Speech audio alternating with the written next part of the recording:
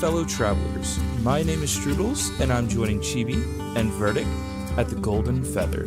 Come on in, grab a seat, and let's share tales of adventure.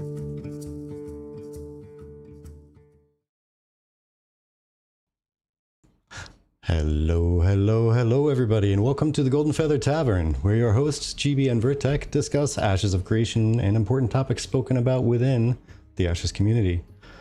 At the tavern, we invite you, the viewer, and a special guest to pull up a chair, grab a pint, and join the conversation with us. Today is the 16th of August, 2025. We're on episode 242, Community Expectations. And the traveling bard joining us today is none other than our favorite new pastry, Strudels. How are you doing today? I'm good. How are you guys doing? Pretty good. Fantastic. It's been a good day so far.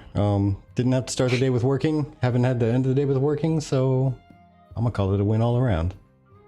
At least 9 to 5 work. Yeah.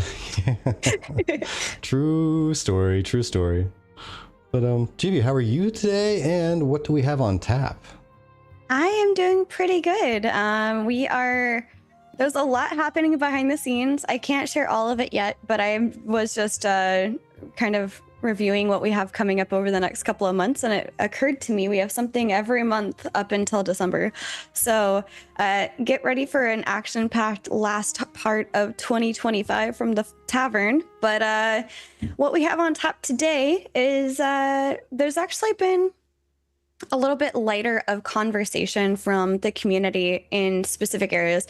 I will add the caveat, except for recently, like most recently with like the last day or so with the crafting system changes. And there's been a lot of feedback on the crafting system just in the last day or so. But prior to this, we've been kind of keeping an eye on the community, and it's been very quiet. I think there's a lot of anticipation for phase 3. Either people are waiting for more things to test, which we recently were given access to the anvils officially, like, hey, we're ready for you to test this type of officially, as well as the crafting system changes are officially ready for testing as well as of this week. And outside of that, we have people that are either waiting for that stuff to give feedback and talk about it, or waiting for phase 3 as a whole to be able to jump back into Ashes. So oh man, we start drinking here in a minute. Oh man. But yeah, so we're going to just kind of talk about the current state of the community and the thoughts and conversations that are happening within it, and bring you guys a little bit of a different type of vibe just because of that today. So I think for tech, we're intending on doing kind of like a devil's advocate, pros and cons. These are some major things that we've seen repeated that we've talked about in pieces here and there. But I figured now is a great time ahead of phase 3 for anybody who's listening. Should you join us for phase 3? Is phase 3 worth the money? And will you enjoy it? These are some major questions that we're going to be answering today.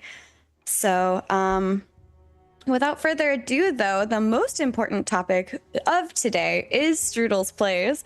And Strudels, you recently have started streaming along with Erwin, one of our guildies, and so you've been enjoying just kind of getting into the vibe of everything, you know, like Ashes and stuff like that. So where do you come from an MMO perspective? Like, what games have you typically played? And then to add to that, what enticed you to test Ashes? So I kind of started playing MMOs back in like EverQuest, Dark Age of Camelot, then played a little bit of WoW with a friend over at his house. Would literally go over there. We'd play WoW for like 4 to 6 hours on like a Friday evening. And then from there, old days. Yeah, the good old days, right? Played a lot of RuneScape back in the day as well too. And then kind of played Rift for a while. I don't know if you guys ever played that, but that was kind of like the first experience that I ever had with a game that had like open world functionality, at least for me. I know there were games like, you know, Guild Wars and Guild Wars 2, which were really good with like open world stuff. Played a little bit of Guild Wars 2. You know, when that kind of had a resurgence a little while ago. Played some ESO as well. And then went back to WoW for a little bit, and then kind of pittered around with a few other MMOs before coming and trying out Ashes of Creation, because I mean, it has a lot of stuff in here that I like. Played a good chunk of Arcade during initial launch for that. Tried to come back and play Arcade Unchained when it like re-released, and was not a fan. Oh no. Putting that nicely. I Not honestly so was good. looking forward to testing out Arcade Unchained. I'm glad that to know from an Arcade player was not really that fun or that great. Well, it wasn't bad. Like the core systems in there are great. So like the classes and the structures behind those, absolutely fantastic. But the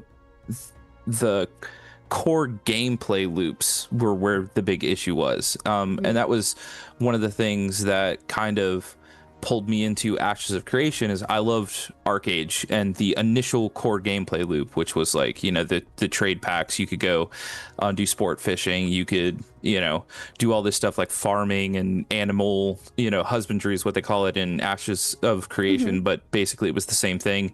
I think it was called like animal handling or something like that in Arcade, and a lot of those same kind of functions are mirrored over in Ashes of Creation, but they're just given a couple extra notches of things that you can do with them. So that was kind of why I was like, ooh, Arcade, you have disappointed me. Let me go Fair. try Ashes of Creation instead. And Fair. So yeah. here's a question for you. Maybe you'll know. Maybe you'll know. I'm gonna test your knowledge here because I have no idea.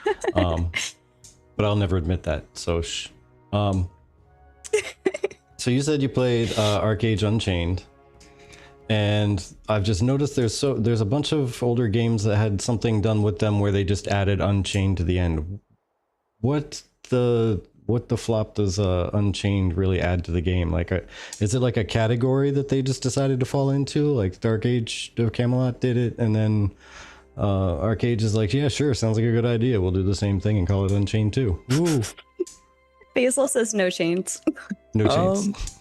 I couldn't tell you from the publisher side of the reason why they did this, but my assumption would have to be being unchained sounds super cool. So, you know, so imagine me doing finger guns right there and just pew pew pew pew, you know. And that kind of definitely feels like the mentality behind it, because it really wasn't an Unchained game.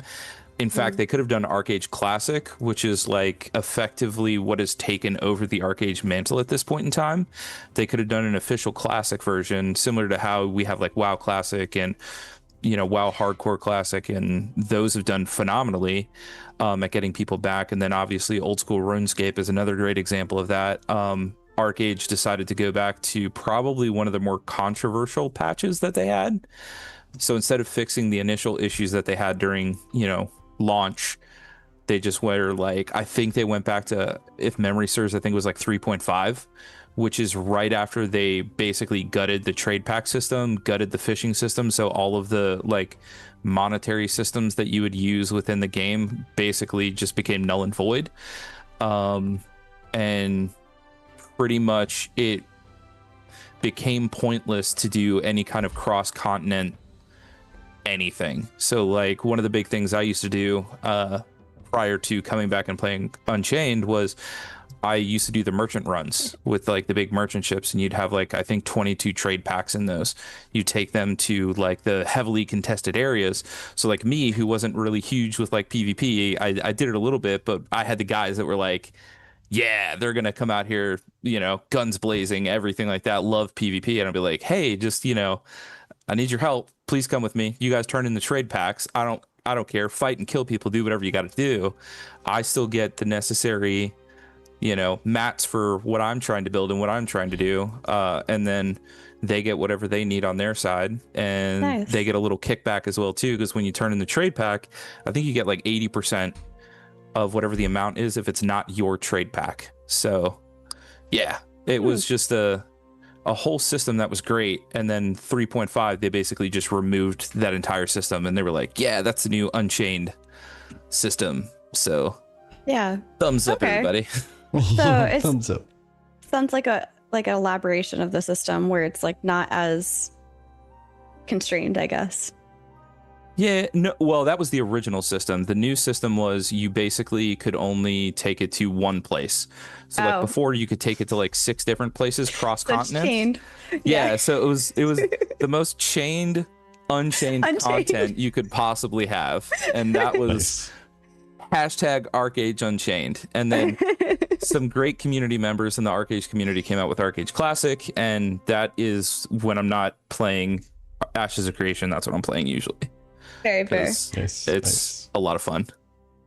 Very Yeah, fair. just I've always wondered that, and I never really even bothered looking into it. It's just one of those questions that popped into my head. Like, is that like an industry standard term that I'm just not familiar with, or did like some Unchained. extra producer slash developer just like buy both of these games and decide to redo them, and that's where Unchained came from? And I just never bothered looking into it. Well, I think the But- next game that does an Unchained, we asked the developers and the publishers about it. And we're like, hey guys, Unchained? Chained? Oh my Unchained? gosh. What are we Get doing them here? all in a group email and just ask them all. So, guys, really, what's this mean? Guys, this is a tavern. Wait, that doesn't help with the situation. Yeah, it doesn't help at all. Doesn't help at all. Noob says Unchained. They removed the chains and added handcuffs, and Mom says, Daddy? Is Unchained. Does that mean no more male more armor? male armor. Arcade about more Unchained. chains? How about more chains? Yeah. I love Quote, this. This is unquote. funny. You guys got the memes. I love it. So when I first met you, you were like fumbling around trying to figure out what to do in Ashes. And we got to talking about the first time user experience and things like that. So I'm not gonna bury the lead here. I'd rather you tell them what are your thoughts on Ashes of Creation's current Alpha 2 live server, because I'm sure the PTR has had some updates to it. What are your thoughts on that for your first time user experience? And how do you see it being better? So I'll speak from the 2.5 side of things, because I did play a little bit in 2. I think all of 20 minutes. So, Okay. So that one I don't think it's fair for me to judge anything there. I think I got to level 3. I think. Okay, fair enough. So as for the 2.5 system and the playing through that, initially I think the best example of it that I can give is that I didn't know where the initial areas were to even start making and crafting stuff. Right. You get a quest that leads you over to there, but if you don't know what you're doing and you don't specifically talk to the people, because you're trying to do the quest relatively quickly, to kind of just get out in the world and start kind of exploring a little bit. And I found out that a lot of the areas surrounding, especially Lion's Hold, is the starting zone that I usually use. A lot of the areas surrounding that, if you're not at least level 7, you're going to be in some trouble, because there's some stuff out there that a deer will kill you. Right. A gremlin that you don't see will run up and chomp you for 40% of your health. And Oh yeah. had that happen Surprise. so many times. I was telling This you area that looks cool. I was telling you that I literally even as a level 25 player hate grems. So yeah, calling them gremlins because that's how they feel. No, it's not even that, Mom. It's more like I understand where Strudels is coming from, because while we were talking about it, it did occur to me that it made sense. You get the drop off the snow powder or whatever bundle, and And it's run this over now. so you run over there, but there's no follow-up quest to introduce you to the other the other things that are there. Meanwhile, and I think you tested this as well. I'm looking this way because this reminds me of this. I think you tested this as well because you have on PTR, there's the anvils that do actually set up a whole quest for you to go and talk to the artisans. On the anvil side specifically. And so there is more of a first time user experience of, hey, because you even suggested this, I think I could find a clip at some point where you even were saying, I would love for them to have a quest for me to go and make something so that I kind of get a better understanding, because like the first quest being the sweat of your brow, it introduces you on how to do the different things, but it doesn't introduce you to actual crafting necessarily. With all of the different components that come into actually making a piece of gear, for example.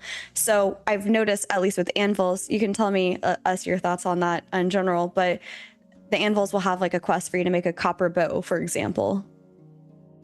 So I actually haven't played anything in the anvils yet at all. Ooh, okay. So that is fully a 100% like an untested experience. Spoiler alert, sorry. No, that's okay, because that's actually one of the things that I was talking about is from Lionhold, when you get the quest, and I remember this because I've done it like 37 times at this point. You get the quest to do the snowdrop powder, and it walks you through like, oh, hey, go cut down the tree, bring the tree back, harvest and do the tree. But the problem that you kind of run into, it doesn't teach you like the second layer steps in the process. So as an example as such, when you harvest the tree and you bring it back, you don't have to use any fuel. Like there's no fuel in the process there for crafting any of those like initial like gathering and crafting stuff. Yeah. And then you proceed out once you get the snowdrop powder to getting your horse, and then you go drop off everything. And then you run into the like crafting area, and then there's nothing. There's no follow-up quest. None of the people that you talk to will give you a follow-up quest or anything like that.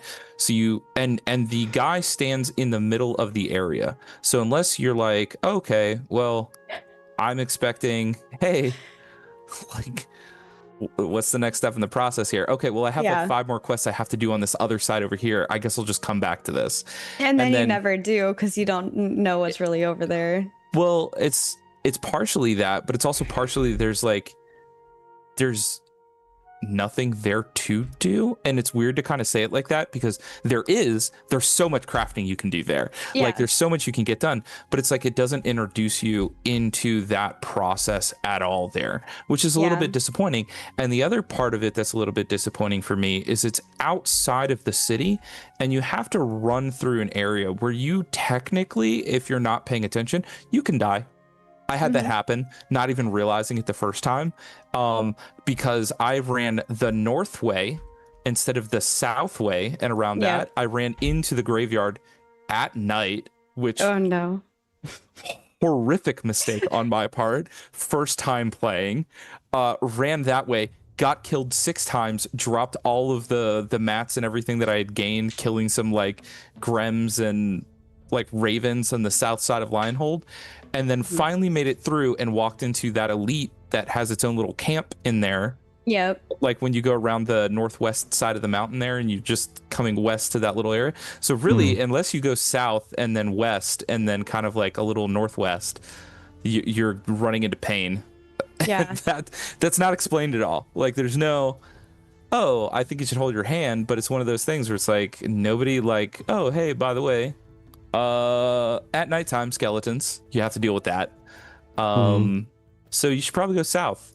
And in the quest, it doesn't tell you that either. It's just like, oh, go drop it off over here. And it's like, it would be nice if in game, the person giving the quest said something like, hey, and during the nighttime, be wary. Skeletons spawn in the graveyard, to the north. Yeah. So it might be better for you to go south at night. Yeah. A little context aware quest givers, like even just adding like, and by the way, when you're taking this snowdrop powder over to that little village over there, be careful because the Grims along the way are really they're a little kind bit of extra. vicious. Yeah. And honestly, who better to tell you than a local that actually lives there, right? If that quest giver is set up camp, I'm sure they've known by now not to go to certain areas. That adds a level of immersion into the game, that the player is informed through context in an immersive way. And I think that that's really nice.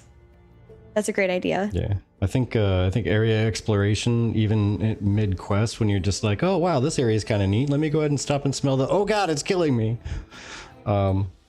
It's gonna introduce some slowing down of character leveling just by you're gonna die a lot more often. Yeah. Well, and it's also such an unexpected thing as well too, because there's a couple of instances due to the way that some of the things have kind of changed with the like kind of the pathways that you can follow, at least in the early leveling process. There's kind of like three different directions that you can kind of head. So there's the up to the northeast where you can go through and you can kill all of the I don't know what they're called, but I call them little goblins, the little goblin things where you can do the repeatable quests where they drop their like trash that you have to burn. You can kind of go up in there and go through, and there's like a couple of quest chains that kind of like snake their way through there. And then you can go kind of southwest into the bandit area and kind of do some quests through that direction as well too. And then you have kind of like this pathway that takes you through there. You grab some stuff, circle back around to the other side to whatever that other area is, and then come back up. The problem that I have with a lot of that though is that it consisted of a lot of trial and error, a lot of dying, and a lot of just like, I don't even know what I'm doing. I'm just running in directions and trying to find stuff. And I think, at least in my opinion, from I don't know how much we can go into like 3.0 here or anything like that, or the like the PTR stuff. We can talk about the PTR as much as you want, but I think that's under visual NDA only. So yeah. I think that's one of the things that they've kind of done a little bit better with. It feels like, hey, you can go different routes with stuff, and it doesn't feel like, oh, I'm gonna immediately die if I pick the wrong direction. So it feels a little bit better, at least for me. Yeah. Going through and playing that, I've tried to kind of shelter myself from a lot of the updates. Fair. So I can blindly come into stuff and be like, ooh, here's a new thing. Ooh, here's this. So that's why I haven't done the anvils yet. That's very fair. Yeah. There's also a lot that is still like a chat is currently, I'm keeping up with them. They're talking about how, you know, the crafting overhaul is only partially installed for Mr. Noobtastic, and that the anvils is not quite ready in terms of the crafting side of things. But I think the rest of everything is pretty much in for a first time user experience for making your character and spawning there and then getting to one of the two main camps. But yeah, there's a lot. I want to dive into this a little deeper, but real quick, Vertec, do you have any other questions for Strudels specifically before we get into the deeper like community thoughts? Good, move on in. All right. Well, first and foremost, before we jump right in, I want to remind you all, you please come join our Discord and come share your thoughts. We have forums for Ashes, a little section where you can post like longer form content where it's focused on one topic, or we have Ashes chats and things like that. We love to hear what everybody thinks about changes. Vertec and I sometimes get busy. We're not always able to get in on all of these PTR tests, but love to hear the thoughts. And it's a great way to come connect with us afterwards. And if you like what you're hearing so far, if you like this kind of content where we cover the community on our podcast and on a lot of our streams, to be honest, go ahead, click subscribe, that like button, notification bell to see when we go live.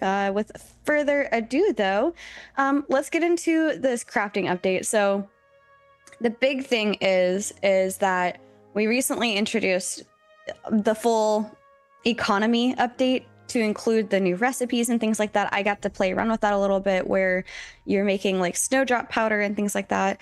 And they made some adjustments to how my alchemy stuff works. They made some adjustments to how the tailoring stuff works. I noticed that some of the beginner gear was made with snowdrop thread and daffodil thread rather than like flax thread, for example. So that was really neat to see. I haven't been able to do it over the last couple of days, but I did get to test, I think, Thursday. So I'm waiting for some thoughts to come in from the chat. But before that, my thoughts are, you've experienced 2.5 and the crafting in general. Are you a crafting, like, are you somebody who is intending on doing crafting more so, or are you more of like a go out and explore and maybe somebody else can craft your gear for you and you'll just bring it to them? So a little bit of both. Okay. A lot of it for me harkens back to kind of like Arcage. Yeah. I used to be that guy that had like 4 farms going on in Arcage. Yeah. You know, in case anyone's ever played it, I used to be in Sandeep. and you used to have to wait until you had double peace in order to be able to move stuff out of there, or like Hell Swamp. And so that was very much so something for me that I was like really excited about coming into this, is kind of like learning about the animal husbandry stuff, because that is very in line with what I used to do in like Arcade, because you would make like trade packs and then you would go and like move stuff. So a lot of the updates that they've made recently, kind of going into the 3.0 side of things, have been really kind of in line with what I'm excited for. But the 2.5 side of things has been very exciting, just kind of learning the processes. I think they've kind of done a really good job of allowing people to get like the needed stuff. So like you can buy the flax seeds, and then you can turn the flax seeds into the plants, and then the plants get refined into like the thread or whatever it is. So I think they do a really good job of just kind of having it in there. I wish they did it earlier on, and it sounds like with the transition to 3.0 and anvils and the way that that's kind of working, they've really kind of tried to tie it in and tie it in with earlier materials, I guess is the best way to word that. So yeah, I don't know if you're around. Were you around in June? No, I wasn't. Okay, so to give you some context on like what the changes are, which naturally it sounds like you were wanting anyway, the things that they're adjusting is they realize that there's a lot of materials, like rarer materials that are novice level, like copper and flax and things like that, that were of high demand and not enough more common things. So this whole economy change that we've been talking about is their huge revamp. Like all of the recipes are getting revamped. The way that you progress your gear is getting revamped, and the items used for said gear is getting revamped. So that way it's using the more plentiful things as a lower tier version of your gear, and the harder to get stuff for the higher tier of making gear. And I could try to go through and like talk about stuff a bit more, but actually Burns did a pretty good job of explaining this, and I'm going to link his video in the description as well as to you guys here. But yeah, there's a whole new overhaul on how gear is crafted as it stands alone, but like that was the main focus, was going after the more easily accessible items like snowdrops and daffodils to make gear and items instead. So I'm glad that you thought that was a great direction, because like that's something that they realized as well. Yeah, I at least for me, that was kind of like one of the big things that I did enjoy about the crafting side of it, like especially when you were kind of helping walk me through it as I was blindly just bumbling about like a insane goofball. But yeah, I mean, that was one of the things where it kind of, I didn't realize how much you kind of had to do in order to kind of pull everything together just to craft a simple item. And I think that's one of the things, at least for me, that was a little bit tough when like learning the process is, if you don't find flax, you had to like go get the seeds, and then you had to have the droppings as well, which then would allow the seeds to be turned into the actual flax plant. And then you took that, and that gets turned into thread with something else mixed in as well too. I think it was like cotton or something. I don't know. And then from there you had to take that, and then you had to get the hide as well too. So it's like you had to run to like all these different places and then try and funnel everything back. But it's like, until you have any kind of an understanding like what you're doing with that stuff, I was selling all of it, not realizing how important some of this stuff was. And that was one of those things where it was like, oh, well, I just, I didn't understand how this worked. How do I hunt things? I didn't even know how to do that. And exactly, that's kind of one of those moments for me where it was like, hey, I hope they can do this in a better way, because it's a little tough. I've played MMOs since like 99, since before that even, and it's like I could not wrap my head around this without going to like an external source. And in my opinion, there's kind of like two ways that things can kind of be, is like it can teach you how to do the stuff in the game in a meaningful way that doesn't break the fourth wall. or you have to go find it externally. And I think the finding it externally is good if you're looking for like a, hey, is there a faster way that I can do this? But I think the game holds the onus of, hey, we need to teach you within the world how to do a lot of these processes.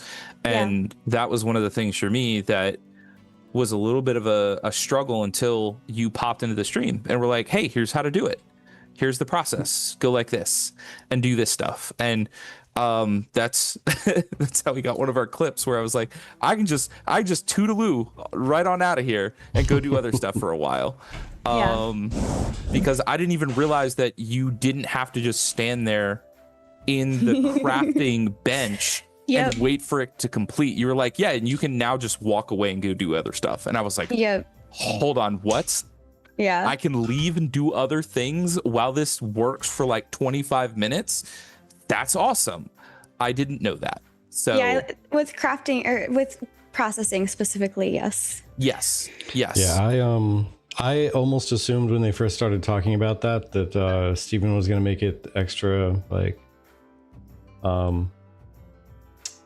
I guess extra built in, that you've got to balance your rewards with risk, even if it's just a risk of time. Or a payment of time by making you stand there the whole time that you're processing. Because it does make sense that if you're going to be a better processor, how do you get better if somebody else is doing it for you? But I was afraid we'd have to sit there for 20 hours. Like 20 hours worth of work just to process these things.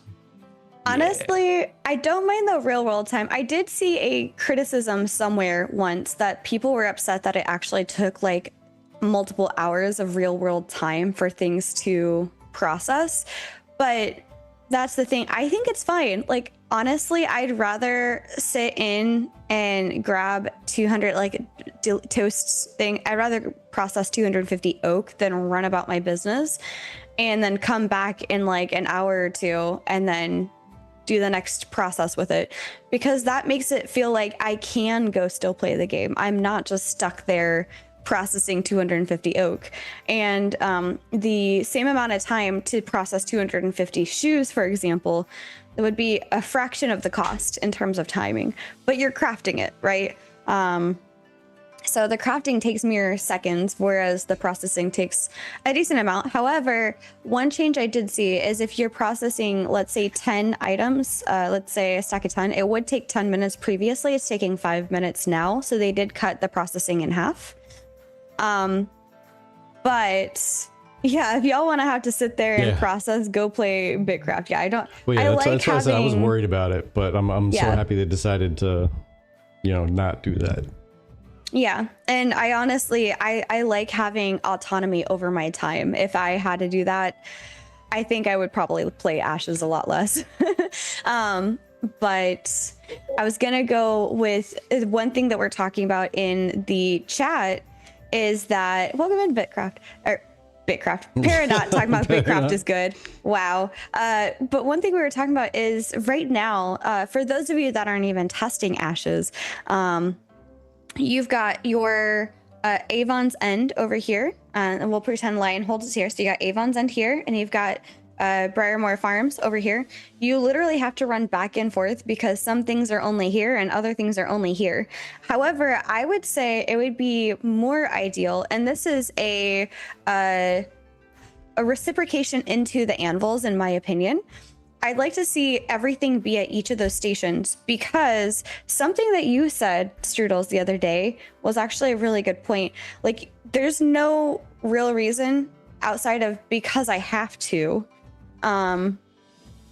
go to a different area, right? So like if I have to go to Briarmore Farms, I guess I'll go to Briarmore Farms, but I'd rather see all of the processing tables, all of the crafting tables there at Avon's End and at Briarmore Farms independently. And same with the 2 starter zone trade post areas, because the reality is, especially in the anvils where like you have to, for one, know where that other trade post is, especially in the anvils again.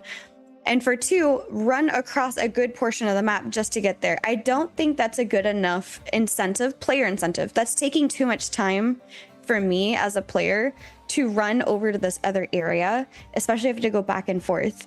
So for me, I don't think it would be worth the time and effort for the payoff of doing novice.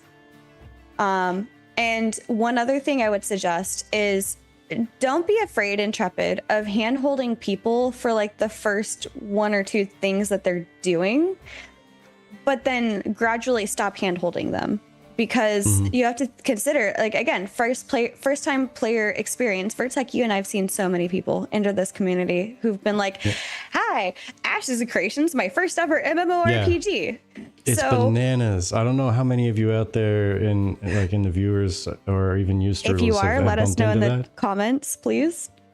There's so many people we bumped into that are like, yeah, I've never played an MMO before. This is kind of interesting. I'm super excited about this. I got to play with so many people and do really cool stuff like a normal RPG, but like better.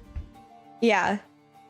Yeah, exactly. And I think that they're probably, sorry, for those of you who are listening who don't see what I'm responding to, Triple says, I felt like I needed a GM to physically walk me through the Anvil's first time user experience. I need an adult. And that's the thing. Like, I get that they're not done.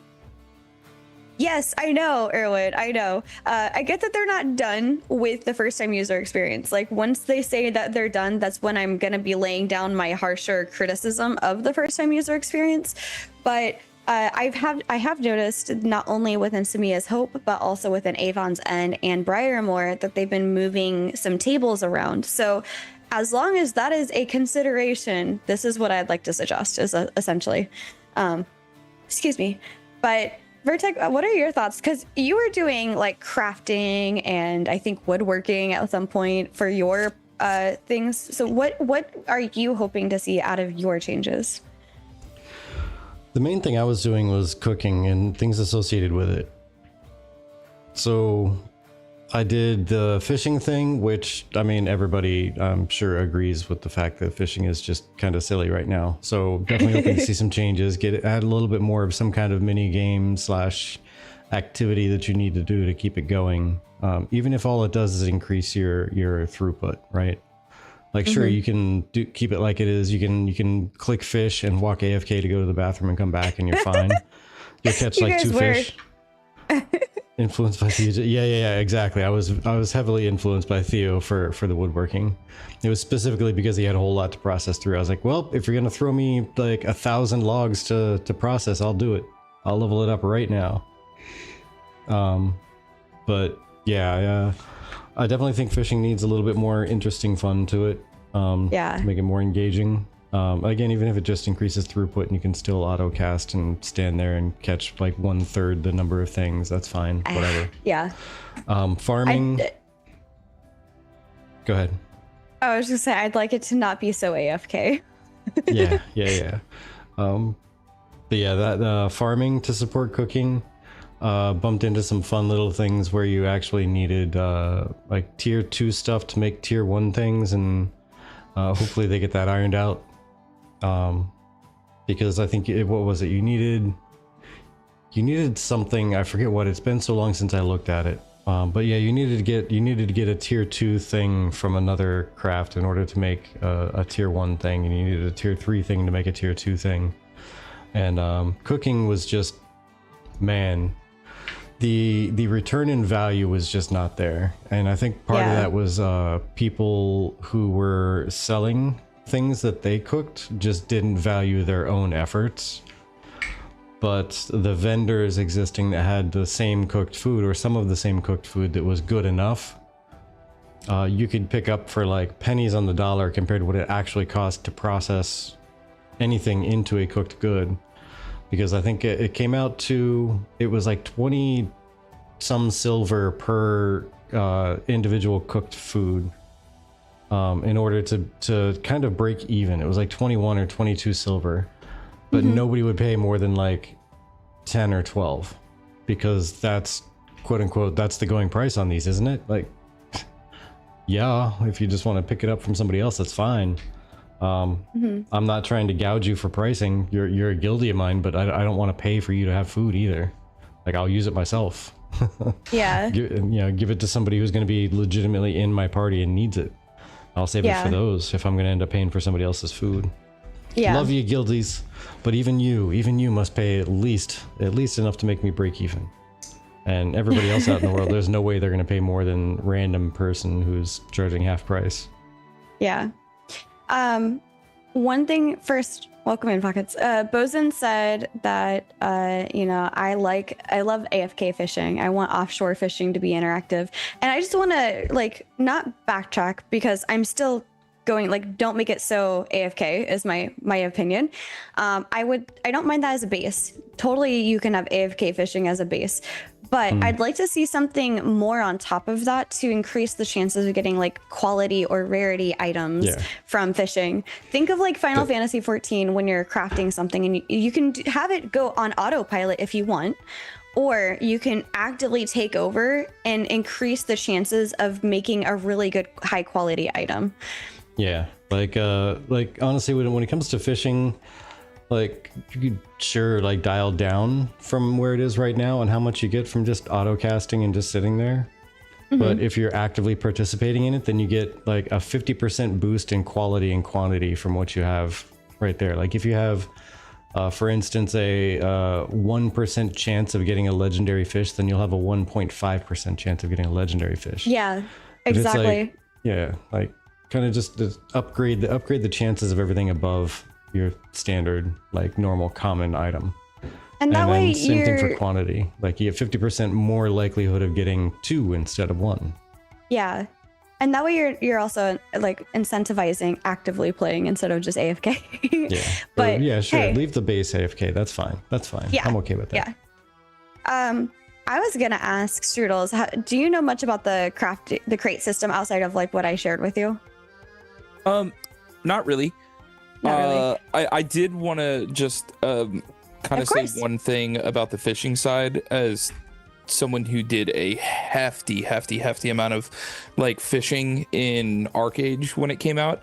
I think they definitely need to be careful with the idea of the implementation of hey, you have to click to do this. Because I know me, and I know most people have newer mouses. I would set up an auto clicker for that, just so I could get the better stuff. I'm not gonna even lie. I 100% would do that. It would take me 5 minutes to set it up.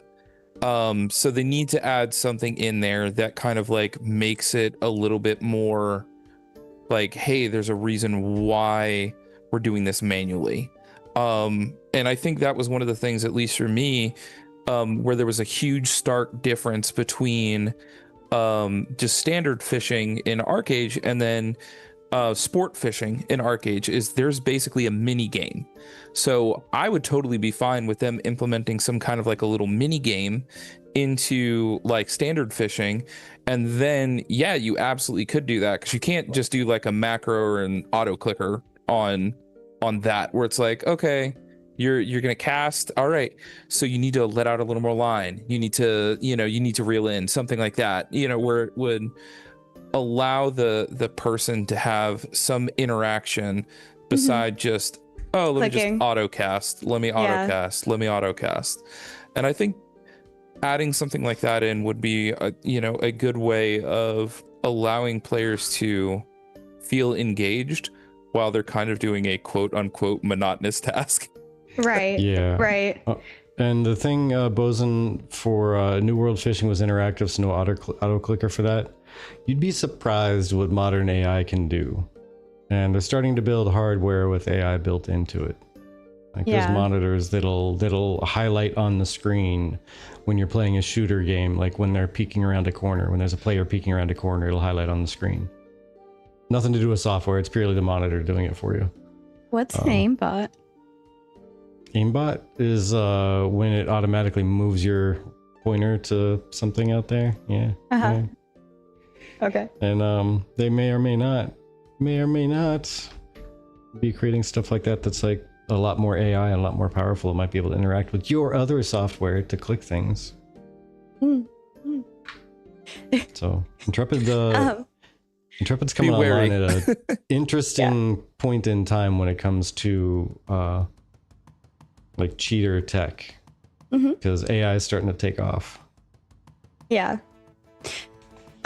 So Bozen asked, what's your take on the cargo or box carrying around on your back system? And for those who don't know, the crate system, the cargo/crate system is the system where you can grab some primary resources that you can gather in the world. So for example, you can make an herbalism crate, and what you can do is you can stuff about 30 different herbs into a crate, and that automatically equips it to your back. And also a nice thing that they did on the PTR is that automatically gives you like a little bit of an icon that pops up for you to drop the crate if you want to, if you didn't intend on picking it up, for example. So there's a couple of things that you can do. Is you can auto equip that, and you take it to whatever node that you're trying to help. And for example, Jova, you'd have to, before there's a node level 3, you'd have to go from Avon's End, for example, craft this crate and walk it all the way, unless you have a mule, walk it all the way over to Jova to turn it in. Now, one thing is, some of these nodes may spawn crates that you can find on like nearby, and you can just pick it up and go turn it in.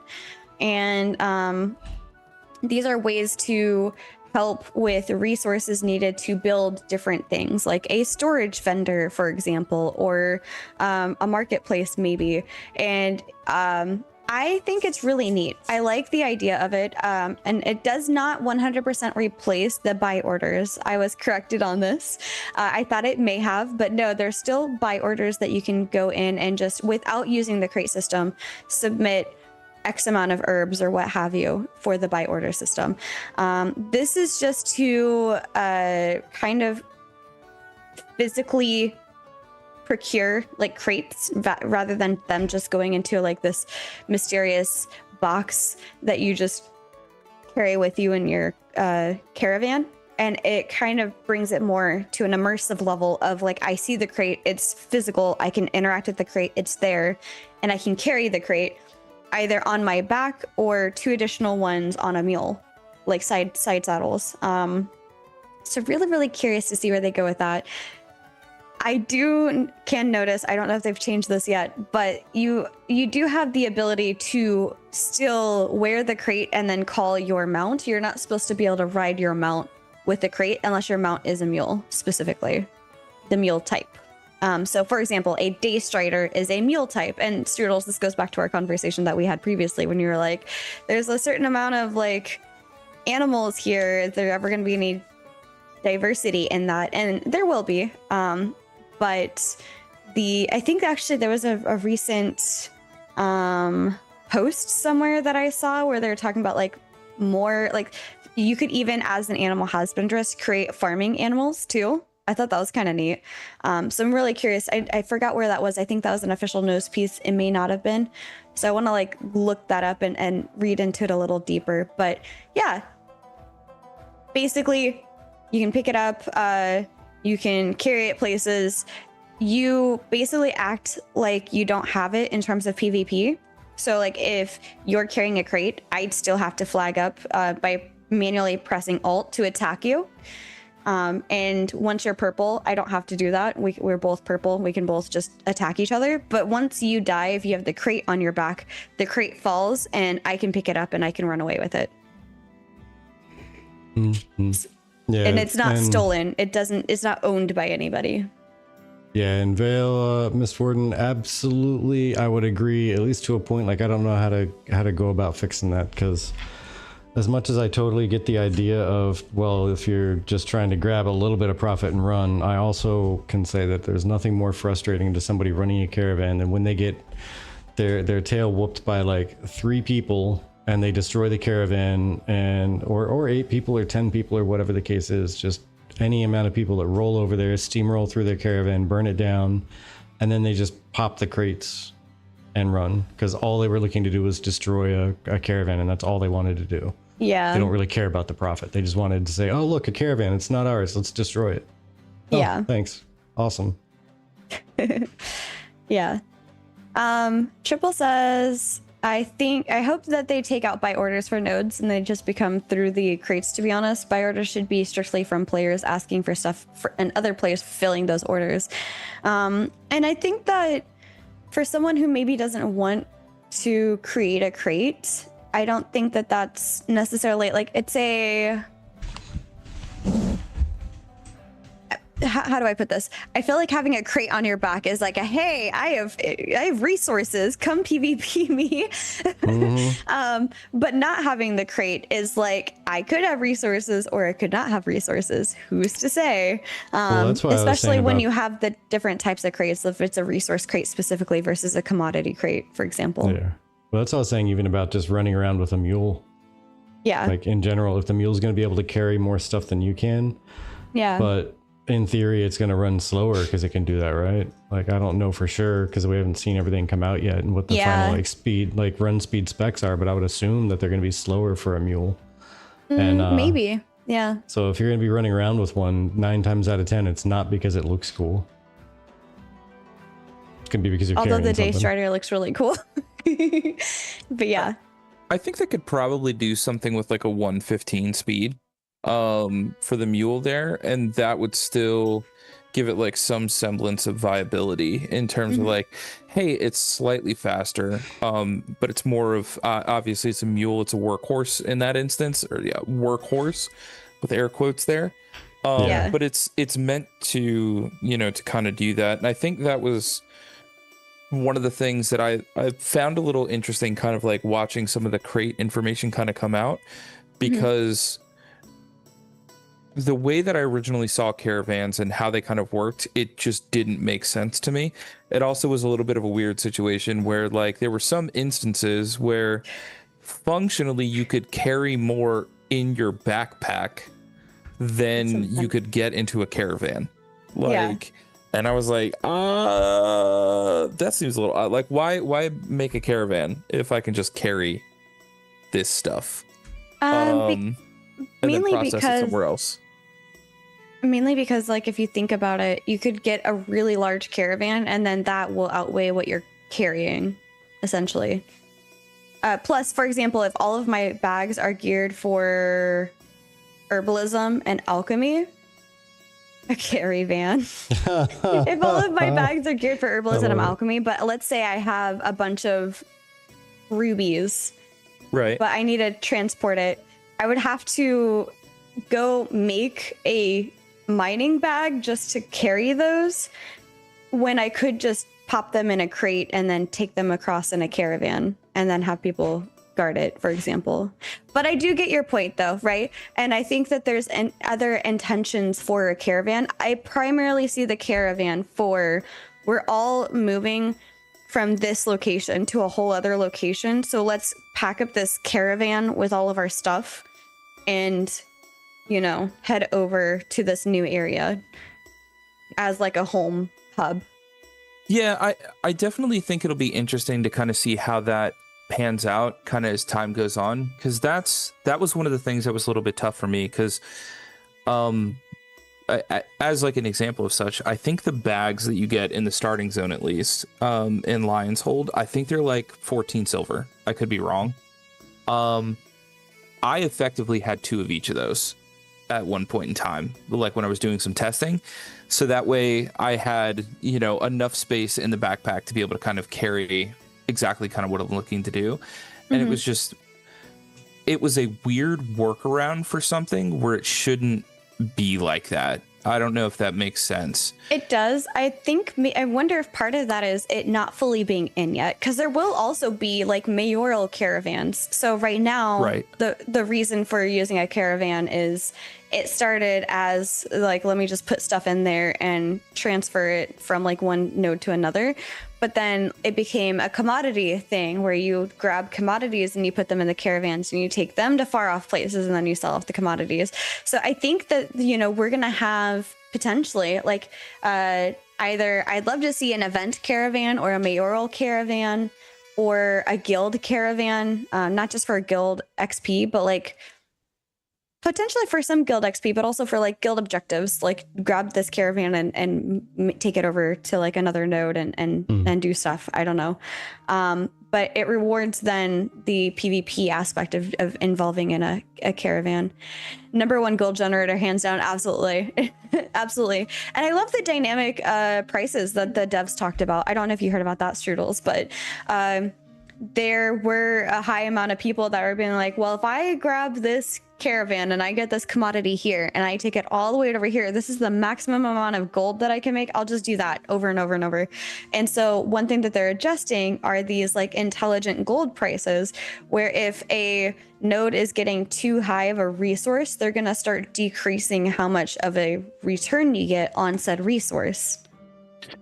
So to ask a question about that, I don't know if maybe they've gone over it.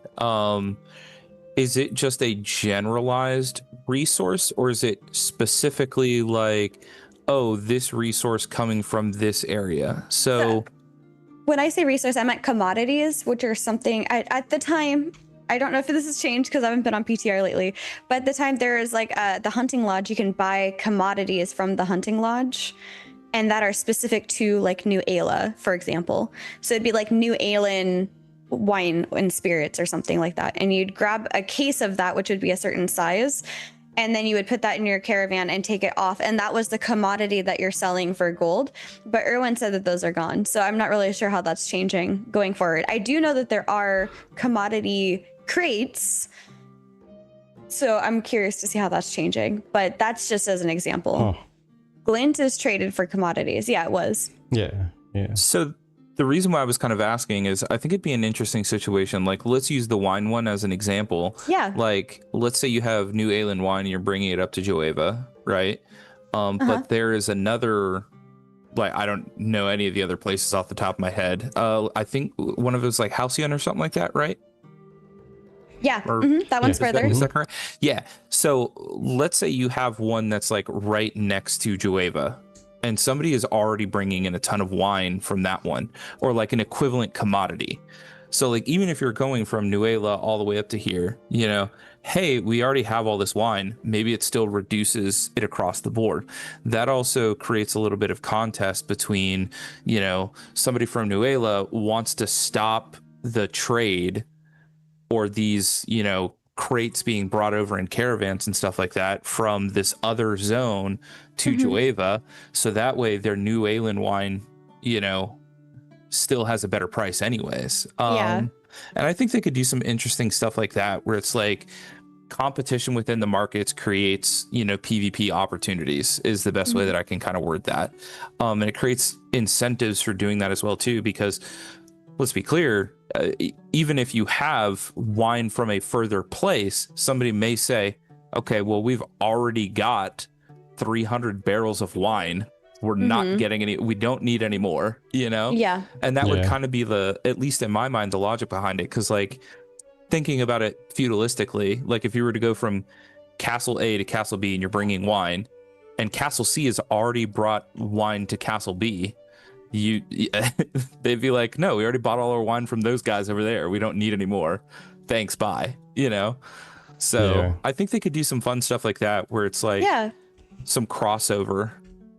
Yeah. Yeah, it'd be much more interesting being dynamic like that. Yeah, I agree. Real quick, Erwin said that now you create the crates by like as a player, and you can choose to run them themselves or sell them to the node. But I asked like what resources go into it. You could do like 13 rock, 13 wood, and 5 fish was like one of the commodities that they made. But the numbers may have changed, which I'm not really here for the numbers. I'm just curious, like, how does one make a commodity if you can't buy it then? But go ahead, Vertec. Yeah, because that's my question. Because sorry, we haven't really been in and worked hard on the. There's a lot of stuff going in the background. I'm sorry. Yeah. We've kind of taken this little break in time to kind of work on background stuff for the tavern instead of getting into Ashes until phase 3 comes out. We're just dabbling until then. But either way, so where does Glint come in that process then, Erwin? Like, do you need to pay Glint in order to make the thing, even though you're providing all the materials as well? I'm curious. And to follow up, Noob says you use regular mats to make commods in crates now. And that's interesting. I'm very curious. That's in the works. Prices for crafting commodities all fluctuate in price. Welcome in, Rock. By the way, if I missed you earlier, depending on how much has been brought into the area. Interesting. Interesting. Okay. And so that's the part that I was going to say to follow up to you, Strudels, is that I think with that still being that you're selling it to the node may or may not have much. But I do like the idea, who was it, Toast? Or maybe, Triple said, Mayor of Jova requests Nikuan seashells from a tropics node. You'll get the same price as you would from doing it normally, but since it's a mayor request, you would also get node bucks. And I don't know if this is the way that it would happen, but that would be really, really cool to see. It was 1 blue to even make that box. Okay, so 1 blue glint. You still, the cost of part of it is still glint. It's just a different way of that glint being. Have the payouts gotten bigger because of that, though? Hello, Doom. Welcome in. Nodebucks now called Sanctus scripts. Interesting. Huh. Doom. Sorry, tucking in my skirt. But yeah, this is very curious. Like, there's also this, just for those of you wondering, and I maybe this is a great time for us to kind of go into the conversation Vertec that we had earlier. As you can see, even on the PTR, there's so much changing so rapidly. Like, I last tested on Wednesday, and so much of this stuff has already changed today, since then, you know. So one thing that we've seen, and I want to hear your thoughts on this, Strudels, is, you know, a lot of people asking on Reddit, in the forums, and Discords, and in live stream chats, is it worth paying $100 to access Alpha 2 Phase 3? And is it something that, you know, people should be purchasing into? And we've kind of covered this over the years, little by little, where, you know, we've said, hey, if you're intending on testing, then absolutely, like, go ahead and grab it. But if testing a game is not really your forte, then I'd wait. But you, Strudels, recently grabbed access into Alpha 2. What are your thoughts? Have you found it worth your effort, your time and money that you spent for it? And is it something that is it meeting your expectations? Yes, I would say it absolutely is. I think obviously it's not, you know, it's not complete. It's not out the door. So, I mean, we have to, you know, say this with like some caveats attached to it for sure. But I don't mind testing a game. I love testing games. I've been in obscene amount of alpha and beta tests, you know, throughout the years. I've seen everything from like full-blown server whoopsie daisies to, you know, kind of what we're getting with Ashes of Creation right now, which is it is a work in progress. It is functionally it's going to sound weird to say it like this. In effect, they could release this game and it would compete with some of the MMOs that were coming out over the last 5 to 10 years. It's weird to say that. But it's got a lot of the features and functions that you'd already want just straight out the gate anyways. Yes, they're incomplete. Yes, they're still being worked on, but it's miles ahead of what you generally would expect with most games. And the fact that it's in the state that it's in as well too, I would say it's much better than anything I ever expected, being in an alpha 2, alpha 2.5, alpha 3 situation here. Yeah. Like, it's, in my opinion, you know, I can't say like, hey, buy it, everybody get it right now, you know, 100%. Because there are those caveats of, hey, it is still being built. This could literally change in a month. And there could be, you know, total or week, and there could be like total overhauls that, you know, like it's unexpected. I mean, this past 2 to 3 weeks of testing, I think on the PTR, they've done, you know, tweaks to see how quickly you can do things, you know, tweaks to crafting, tweaks to experience gain, tweaks to time to kill, all of it across the board in terms of just testing, where it's like, you have to understand it's not going to be stable. There's going to be differences left, right, and center. And I think, in my opinion, there's nothing wrong with that, but there has to be an understanding that you have when you're making that purchase, is that, hey, you're not buying the game at launch. You're buying the game in Alpha 2.5, Alpha 3, whatever you end up doing if you decide to do that. But I would say it's probably some of the most fun I've had in an MMO since like original Arc-Age Classic. And that was I think 2015 or something like that. So like 10 years, you know. I used to play Guild Wars 2 with some family and some friends, but that game is from like 2009, I think. So it's like just it's in a much better state. There's a lot to implement. I am a huge advocate for bees being in the game. So buzz. Hello, bees. Anyone? Buzz. Exactly. Not the bees. Just saying, as the tavern will be making mead, there needs to be bees. Exactly. We support the bees. Support the bees. Absolutely. Beekeeping is like something I hope that they are going to implement in this. I'd love to see that as like a faction of farming, like within the farming tree, maybe. Yes, I'm all in on this. Don't absolutely eat 100%. The bees. No, not the bees. Don't eat the bees. But I think it's like that is a prime example of where kind of like the game is and where it's going. Is you can see the bones of the game. They're there. They're exactly everything that me personally I could want. Yeah. Obviously, they need to be refined. They need to be, tuned to the proper settings. The proper processes needed to be added into the games. They're clearly not all in there yet.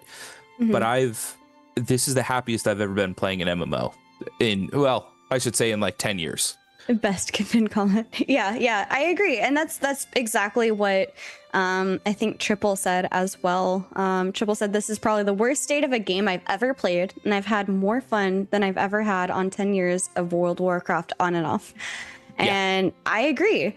I would love to see a lot of like more stuff coming in, and I want to put out this like expectation for anybody who comes across, because those of you who've been in our community, that we're very new person focused content. Alpha 2, there are multiple phases. We're about to go into phase 3 of Alpha 2, and then after Alpha 2 will be Beta 1 and Beta 2, but there are no clear timelines for when Beta 1 will be coming. And so yes, you're paying $100 to have access to Alpha 2. Phase 3 is coming in about 10 days, actually. The 26th is when Phase 3 is set to release. But hey, Ofri, we're talking about the PTR, which is basically P3. PTR has a lot of the P3 stuff on there. But yes, I think that you are paying $100. Yeah, okay. There's the hopium response there. Welcome in, Graham. Basically, yes, you are paying $100 to get access to a Alpha 2 game that you essentially get 2 versions of the game at the moment. So basically, you've got the live Shoal server, which is 2.5, and anybody who has an Alpha 2 key has access to the PTR. So you're essentially able to test version 5.3 of Unreal Engine, Ashes of Creation, and version 5.6 of Unreal Engine for Ashes of Creation, aka Phase 3. And there's a lot more stuff on the PTR that is not accessible on the live Shoal server, because we need a lot of testing going into Phase 3. And that being said, you do get access with that money to like 1 month of game time, Beta 1 and Beta 2. And then on top of that, I think some like embers to spend in their in-game shop, which I think will eventually be like cosmetics and stuff like that too. So financially, is it a lot? Yes. However, $15 a month. If you even play 10 months, if you even test for 10 months at least, it's $150. You consider it like $15 a month, because this game does not have a box cost. It will not have a box cost. It'll just be a monthly sub. There's no pay to win. The only other things that you're paying for are like cosmetics and pretty things, which by the way are in PTR for testing. Some of them are quite funny on how they look. But in my opinion, it's worth it because that's at least a year of being able to test, which we've already, in 1 month, we will have been live with Alpha 2 for a year at least. So yeah, we think phase 3 will be more than a year. I think it's going to be more like 3 years. Right. And so I believe I heard Steven say at one point that there is at least a year for the last phase, but we don't know if I'm saying phase 3 is the last phase because it's the last intended major phase, but they could come up with like 3.5, 4, etc. I don't know. But the point is, Intrepid will not leave Alpha 2 until all of the core pillars are set up and functioning properly. Mm-hmm. So the betas are going to be a lot of bug fixing, tuning, tweaking, like actually optimizing things. Yeah. Making sure that all the graphics cards can actually handle everything to a good degree, and you know, putting in all the shine work. But I'm thinking I'm not going to stray away from my 2 to 3 years, I think, of phase 3. Yeah. I think that there's a lot of effort because if you think about it, there is a whole other continent that we haven't even seen yet. And then 2 islands that we haven't seen, 1 in each continent. And then the rest of the continent that we're currently on. So yep. There's a lot. A lot of stuff to come. Yeah. But yeah, I'm totally on board with the $100 to be able to get into the alpha. I mean, it's going to hold over for years worth of, I mean, theoretical years, who knows, years worth of alpha 3 and then the betas, and it comes with a little bit of game time too. Yeah. So all that involved, you just got to be of a mentality to understand, accept, and be supportive of. There's going to be wipes. There's going to be things that don't go right. There's going to be things that are absolutely wonky, and you got to have fun through it. Or you have to ignore it and just be good with starting over. Sorry, Triple says 1 year per starting area, and Planendorf is like the not Legolas. Let's go phase 3, 2026. Yeah, probably. Well, not starting. Well, actually, that brings up a great question.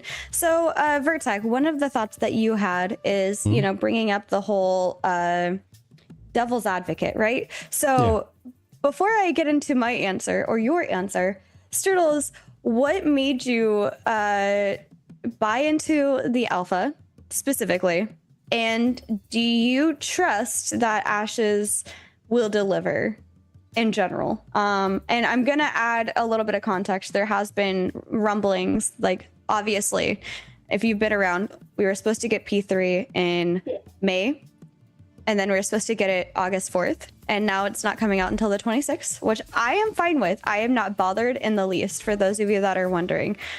Vertec and I have been here since 2017. We're in it for the long haul. We're in it for the ride. We're here to like experience everything. I'm not bothered that it got pushed back. However, that's not the case for everybody. So Strudels, what are your thoughts? Well, I do a little bit of game development myself. Okay. Nothing that it would be like, oh, anything to write home about. Oh my gosh. I've just done some stuff for fun.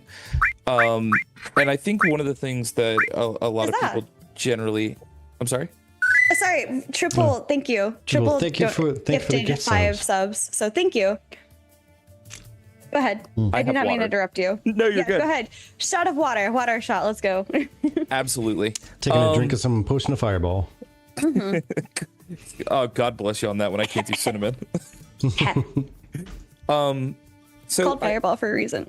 It's just unbridled pain. Just college mistakes. That's all it reminds me of. College mistakes. There you go. He's got college PTSD. Like, exactly. Exactly. I'm getting too old for this.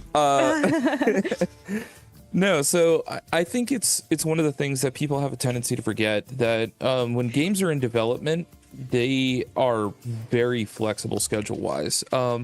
Things that you would think would work in like a given process of like, 1 to 2 to 3 to 4, you're like, okay, everything should be fine. And then you hit the button to like execute the code.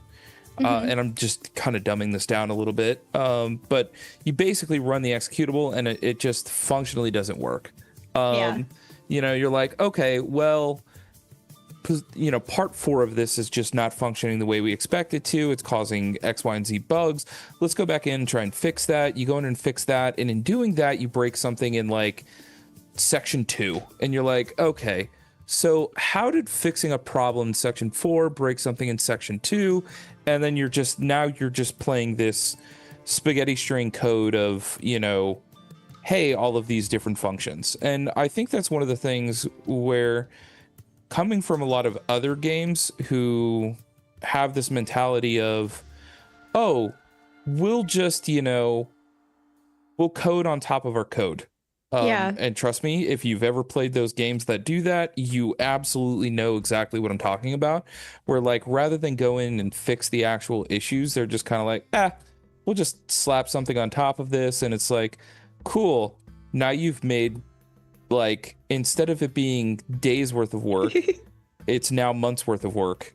And I think that's a lot of the processes that we're getting right now, where they're going through, they're making the necessary updates and changes and trying to ensure that things are working to the best of their ability. I mean, I think the move to 5.6 is an absolutely fantastic move. We've seen the stability, in the PTR. I don't think in like the last 6 times I was playing, because I don't get to play that much, but in like the last 6 times that I was playing, I didn't crash once. Whereas like prior to that, on 2.5, I would crash like once a session at a minimum. I had one day where it was like 5 times, and I was like, I can't do it. All right, I'm done for the day. Played like all of like an hour and a half on like my 3 to 4 hours of game time that I was playing. And I was like, no, that's it for me. But with 5.6, we haven't seen that, and it's been great. And I think that's one of the things for me where it's like, in looking at those time frames, it's flexible. And I think that's one of the things that has to be remembered, is that the game is in a state right now where it's so playable and people are so excited for it that they're like, yes, let's go. And then I think they have a tendency to forget that we are in Alpha 2 here. Like, it's not about to come out next week. It's not about to come out next month. We have like probably a good 3 years, I would say, before we even can consider launch at best. And that's for like, hey, if we're going to give a rough estimate of like a 1 to 2 year time frame there, with beta testing included, everything like that across the board. So, I mean, that's just my personal opinion on it. But I think it's been, even in the short, like 3 months that I've been playing, it's been a drastic increase in stability. They've made a lot of really good changes. All of it across the board has been just super exciting to kind of watch. So, yeah. Sorry to come full circle there. No, you're good. You brought it back home. All right. So I put up a devil's advocate. Vertec. All right. Why should we not buy into the alpha? Why should we not? Okay, there you go. So you brought it around to the actual devil's advocate part, because it was phrased a little bit differently for Strudel, so I was going to add my little devil's advocate part. Yeah, it was mainly because, being that he just joined so recently, I wanted to hear a raw opinion of why he joined. That's fair. So, okay. So, playing the devil's advocate and looking at it, there are some valid complaints that people have had, and that's that we aren't seeing quite a few of the like massive progress you would expect to see over the course of, coming from 2017 and the Kickstarter all the way up until now. That's what, 8 years now, and there's not a huge portion of the game done. Absolutely understandable that people would have that view, especially when they are just touch and go in the Ashes community. They just stop by and they say, okay, so not much more has changed. Got it. Next. And they just skip around. And keep in mind, folks, I'm digging here to try and find some negative points to say that are actually valid, because everyone's going to have negative opinions on stuff, even if it isn't valid. They keep delaying phase 3, so like, how do I know that they're actually going to release it? Yeah, exactly. Like, when's release? They keep delaying things. Yeah. That's another good one. I mean, it's already been since 2017 when you backed it. It said on the Kickstarter that they're going to release it in 2019. So, like, obviously, we're well past that. And it's almost, I mean, in a couple of years, it's going to be 10 years since the Kickstarter. So, how do I know it's not just another Crowfall or another game that went on a Kickstarter that never actually releases? And speaking of development stuff that doesn't come to fruition, we should totally go back to one of the things we said a while ago, which is make a whole other scene for Devil's Advocate conversations. Yes. Where the whole screen makes it obvious that we're trying to talk on the negative side to be the Devil's Advocate. If anybody is hearing me ask these questions, I'm bringing up topics and things I've seen across the forums. Yeah. Fupo calling out Quaternion. Corey, I'm sorry. Oh man, that's all right. Yeah, Socks said, yeah, why no ashes? Because Planendorf. We have inside information. That's just Socks all the is info the he leaker of needs. this information, and now we know. Planendorf says we're just hiding the fully complete game in a vault somewhere. Oh man, it's gonna be like one of those like Prince albums that they pull out of the sky and just drop. Like, yeah, totally complete, ready to go. They just never released it. Got it. I see. But yeah, I mean that's one of the biggest things, right? Is that there's delays, there's dates that are named and then they aren't met, and the fact that we are 7-8 years into development, depending on how you look at stuff. 8, well, yeah, or I should say 7, 8, or 9, depending on how you look at stuff. Because there's been they were working on it before the Kickstarter, and then the Kickstarter went through, and they were supposed to be diving down even harder. But then after that, there was also the starting on a new engine, and then they finally hired like a larger group of people. Oh, and that's another issue I have. At what point do you start counting the development actually began, right? That's another issue I have with all these engine changes. How do we know that they're ever actually going to release it? What if they're forever changing engines and it's never actually ready because they have to do so much backtracking? Again, Devil's Advocate.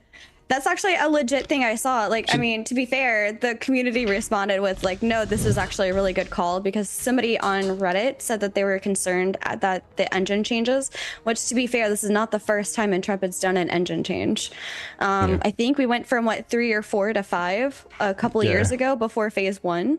Yep. So just to clarify, because I'm not aware of this, so I'm just gonna ask really quick here. Absolutely. So, are we saying that they went from Unreal Engine 3 to Unreal Engine 4 to Unreal Engine 5? Is that what they're saying? Or they went from 5.3?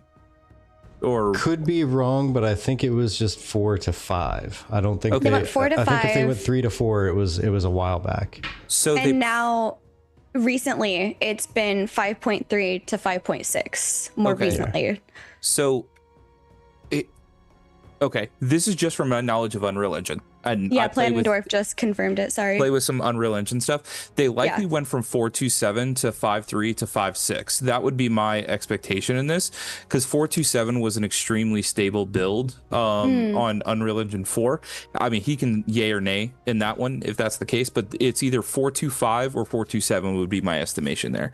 And then 5.3 to 5.6. And so likely the reason for the changeover in that is because the options and functions provided in 5.3 as like a baseline for world partition, world streaming, and Nanite and Lumen are actually extremely beneficial in terms of graphical usage and the amount that you can kind of offload from just like necessary processing on the GPU side of things. So it's generally pretty good in that instance.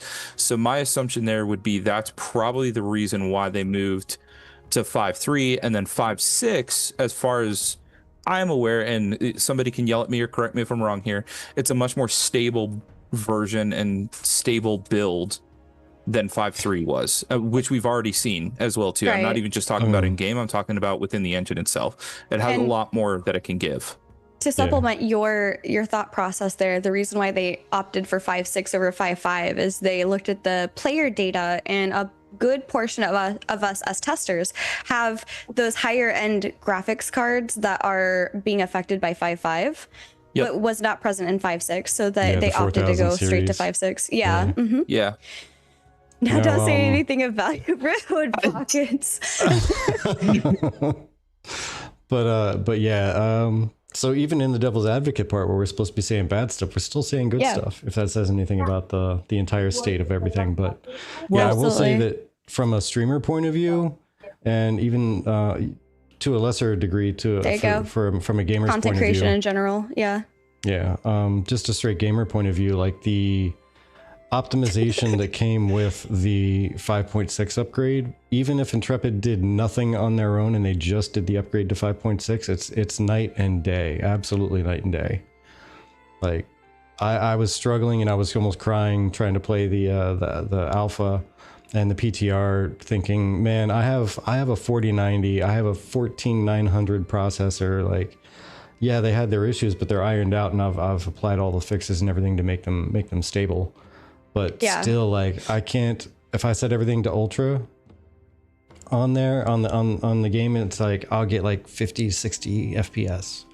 But I feel like I should be getting more, even if it's unoptimized. But you know, I'll deal with it. It's okay. But then I go to stream and I got to drop everything down to low and medium settings in order to work. But then 5.6 came out, and I was like, holy crap! I just set everything to high, and it's not even bothering my still going. GPU. Yeah, that's crazy. Exactly.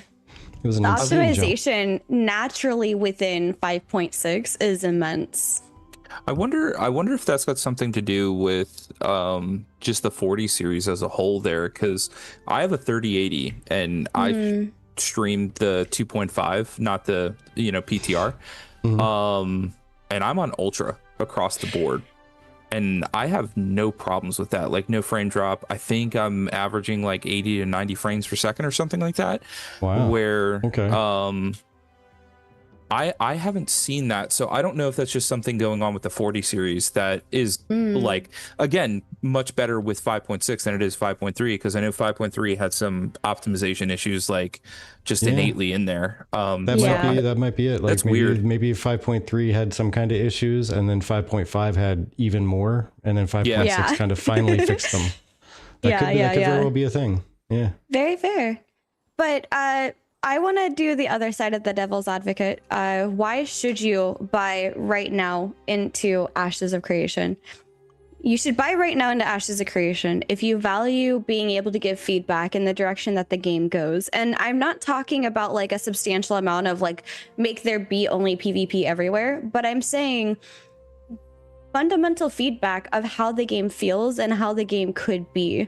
It is immensely rewarding being able to access the PTR and being able to give feedback on things like, hey, this whatever thing system that I'm testing doesn't feel good because XYZ, and I feel like it would be better if it was this other way. And I think that is honestly something that I value. So if you value that, if you value being able to give your thoughts on something in a situation where the devs are literally asking for it, like it's not just unsolicited suggestions and feedback, like there are literally dev discussions that are asking for your thoughts. There are literally constant feedback forums asking for your thoughts that are available in the NDA PTR part. There's so much that the devs want to hear your thoughts. And I think it's worth the $100 to be able to go into a game this early of access and this early of staging to be able to give your thoughts and suggestions. I mean, heck, Erwin and myself have easily overwhelmed a couple of the devs probably with like things that we've seen or like things that have bothered us in a sense or another, in terms of gameplay loops and things like that, or bugs that we found. And I think that there's a lot there. There's a lot to give feedback on. Everybody's interested in something different. Your voice still very much matters.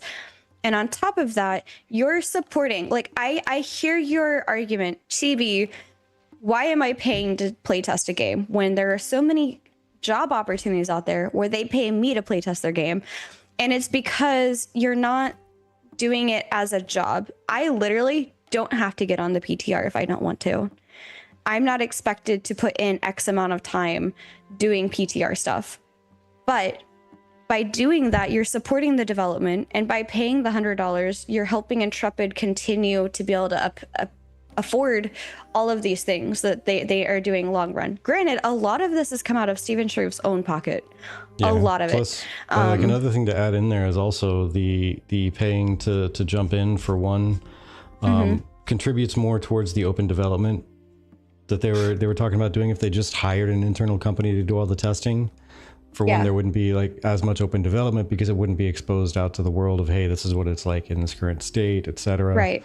It would just be whatever they chose to show during a 1 or 2, or I mean, let's be honest, a couple times 3-hour long dev stream. But it would just be like selected footage, selected places, but in maybe a more controlled setting because there's not like a public running server.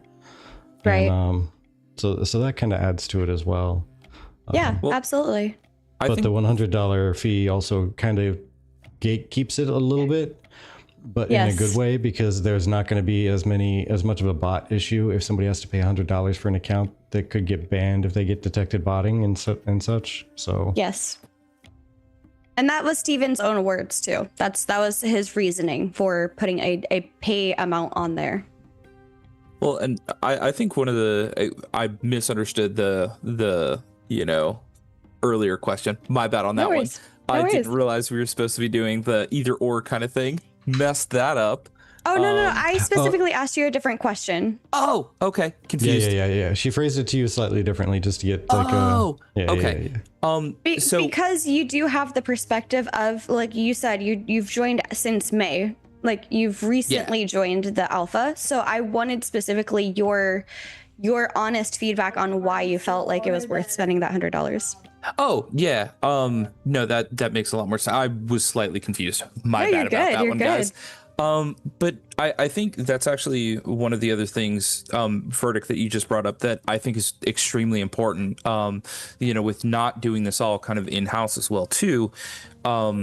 There is a drastic amount of information, data, and feedback that normally you would have to do like 5, 10, 15, 20 runs at this with, this internal company or these internal testers and things like that they can just do in, like a 3-day weekend or something like that, where it's like, hey, the amount of data that they're garnering from people playing, like, let's say they even, because I think at all-time high or something, it was like, what, 12,000 people?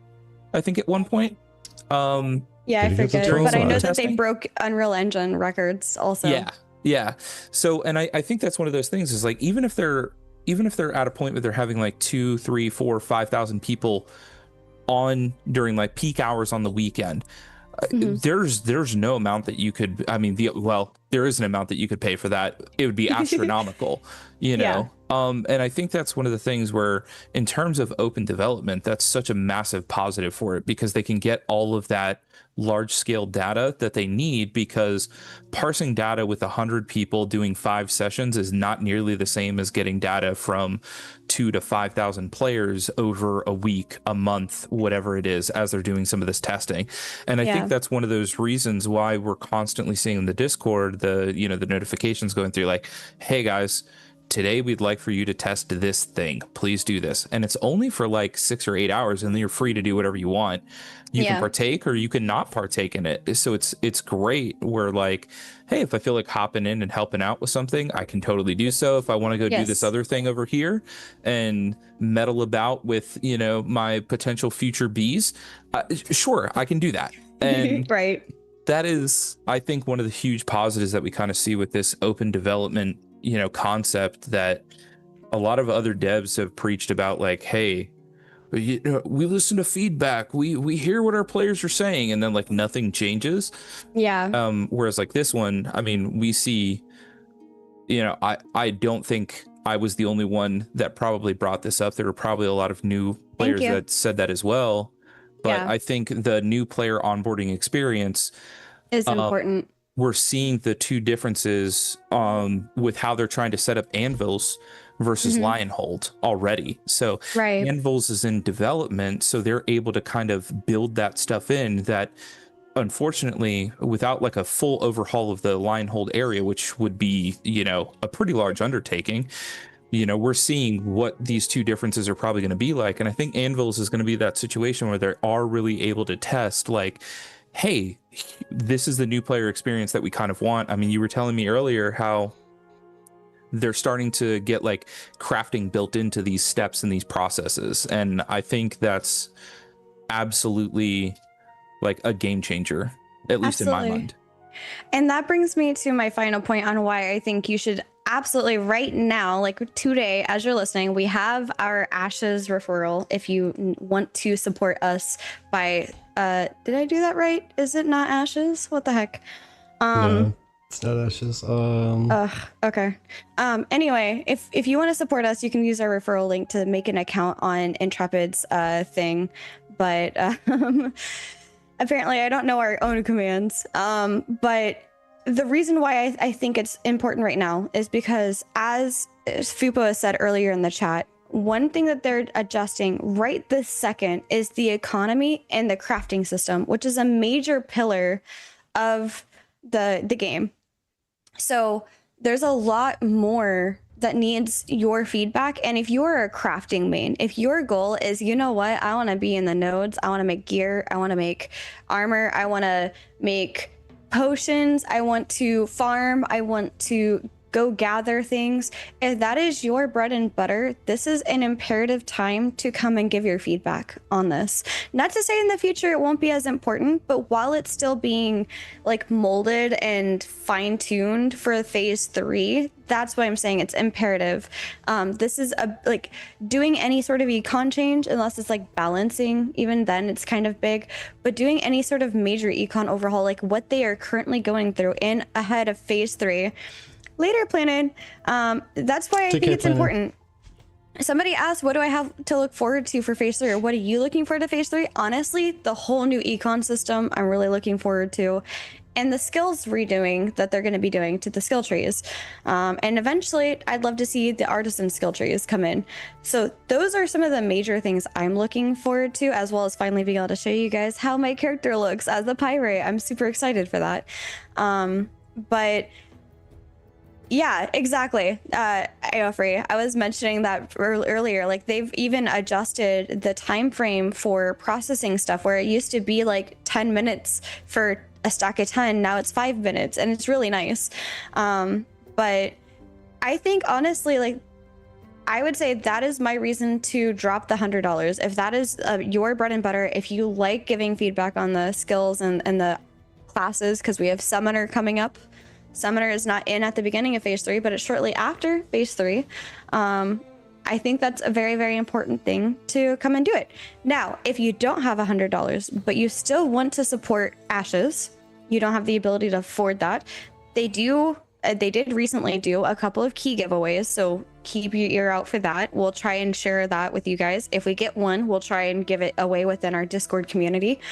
But you can still follow along and watch a lot of us streamers, or have your guildie stream the game. You can still make an account for Ashes of Creation. That's free. Supporting somebody else, so that maybe in the future, if you're paying the $15 a month and you're doing whatever, a portion of that goes to whoever you want to support, whoever's referral that you used, right? But you can still give feedback on the dev discussions and things like that, just by watching how somebody else is testing the game and like observing things, right? That's still useful information, and that's why I love that we can stream this. Obviously, can't stream PTR, that's under visual NDA, but in phase 3, we'll be able to show everybody. So if you don't even have access, that's still an important thing. Obviously, not being in PTR, we're still able to give our thoughts on like the mining changes, and how the granite and basalt are primarily the only novice things that you can mine from, and randomly you'll get ruby, copper, and the other items from them. How does that change make you feel? You know, just that knowledge. Do you like that? Do you not like that? Things like that. I mean, I think mages need a buff, so, you know, we'll say that. Buff mages. Absolutely. And yeah, Triple Killer, let's be honest, okay? I'm a caffeine addict. It might only be 1 week of Starbucks in my case. Who are you talking about? I make you cold brew at home. Fair, but we're talking about if it were to be going to Starbucks all the time instead of just making it at home, you know? Delete rogues. Oh no. It would be about 1 week of Starbucks for me. Yeah.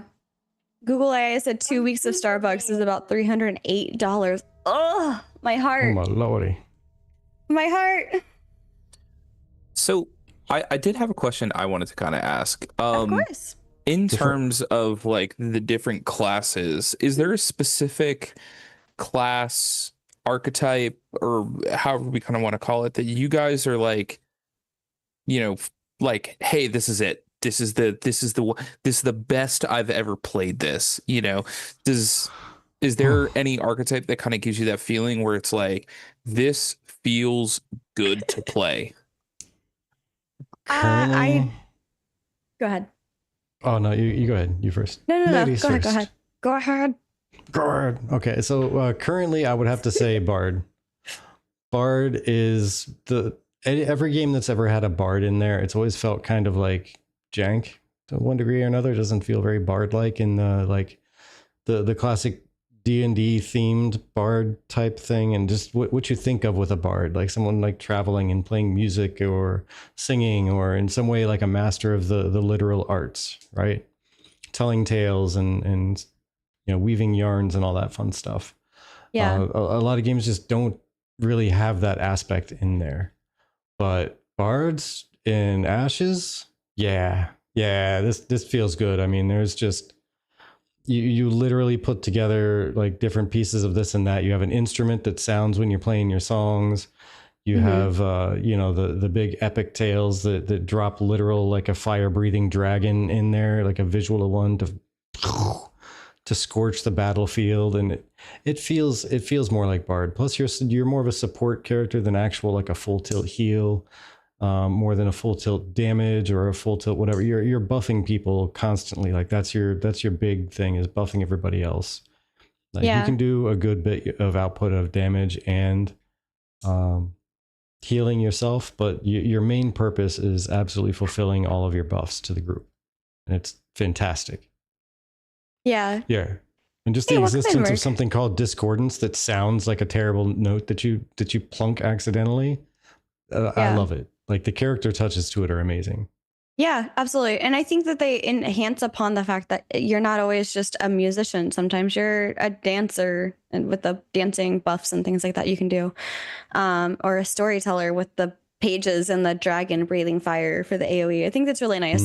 I honestly think that, I'm sorry, Intrepid, whoever designed the classes before, we are Bucky and team fans over here.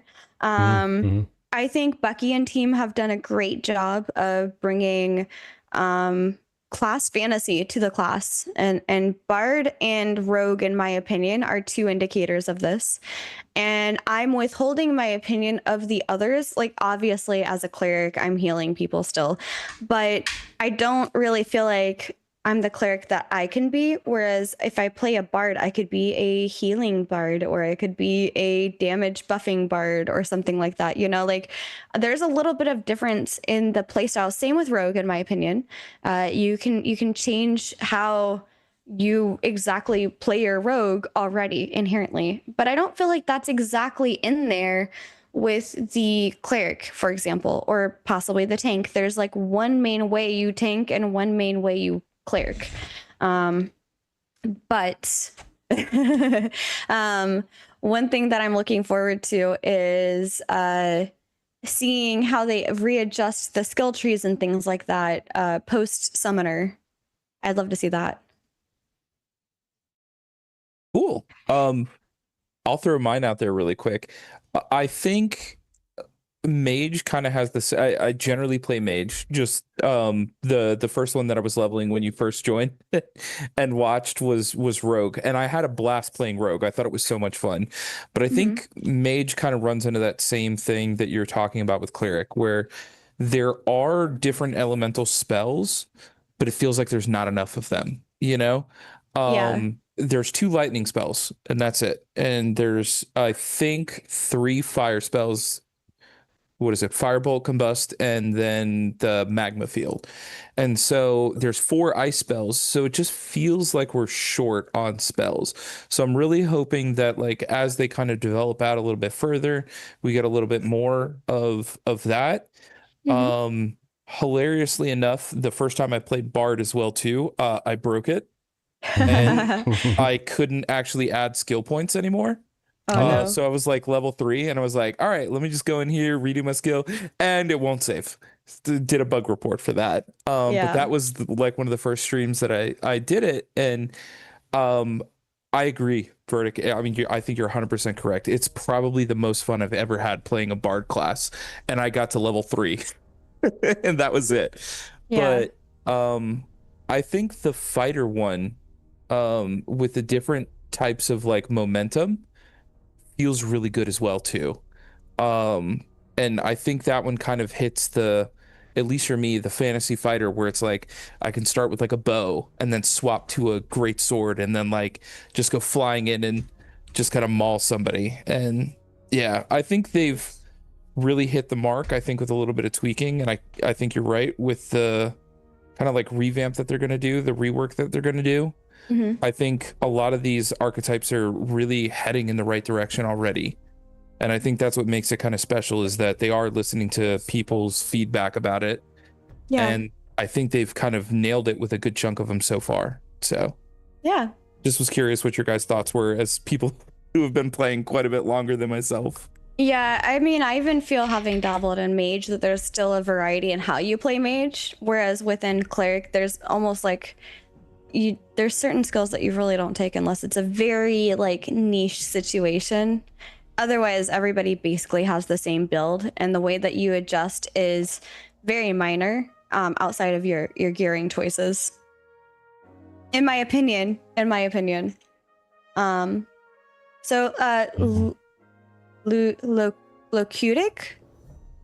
I'm not sure how to say this name. It says, my two favorite bards are from Rift and Arcage. The music was, music-wise, the Arcage one was just very nice to hear, where you combined tunes to make buffs more powerful, and they sounded too good. In Rift, the bard was a must for almost any engagement. And there was actually one point where back when Bard first came out, everybody was saying that nobody would need a cleric anymore because Bard was there. And I find that that's not exactly true. You can, in some circumstances, handle without a cleric.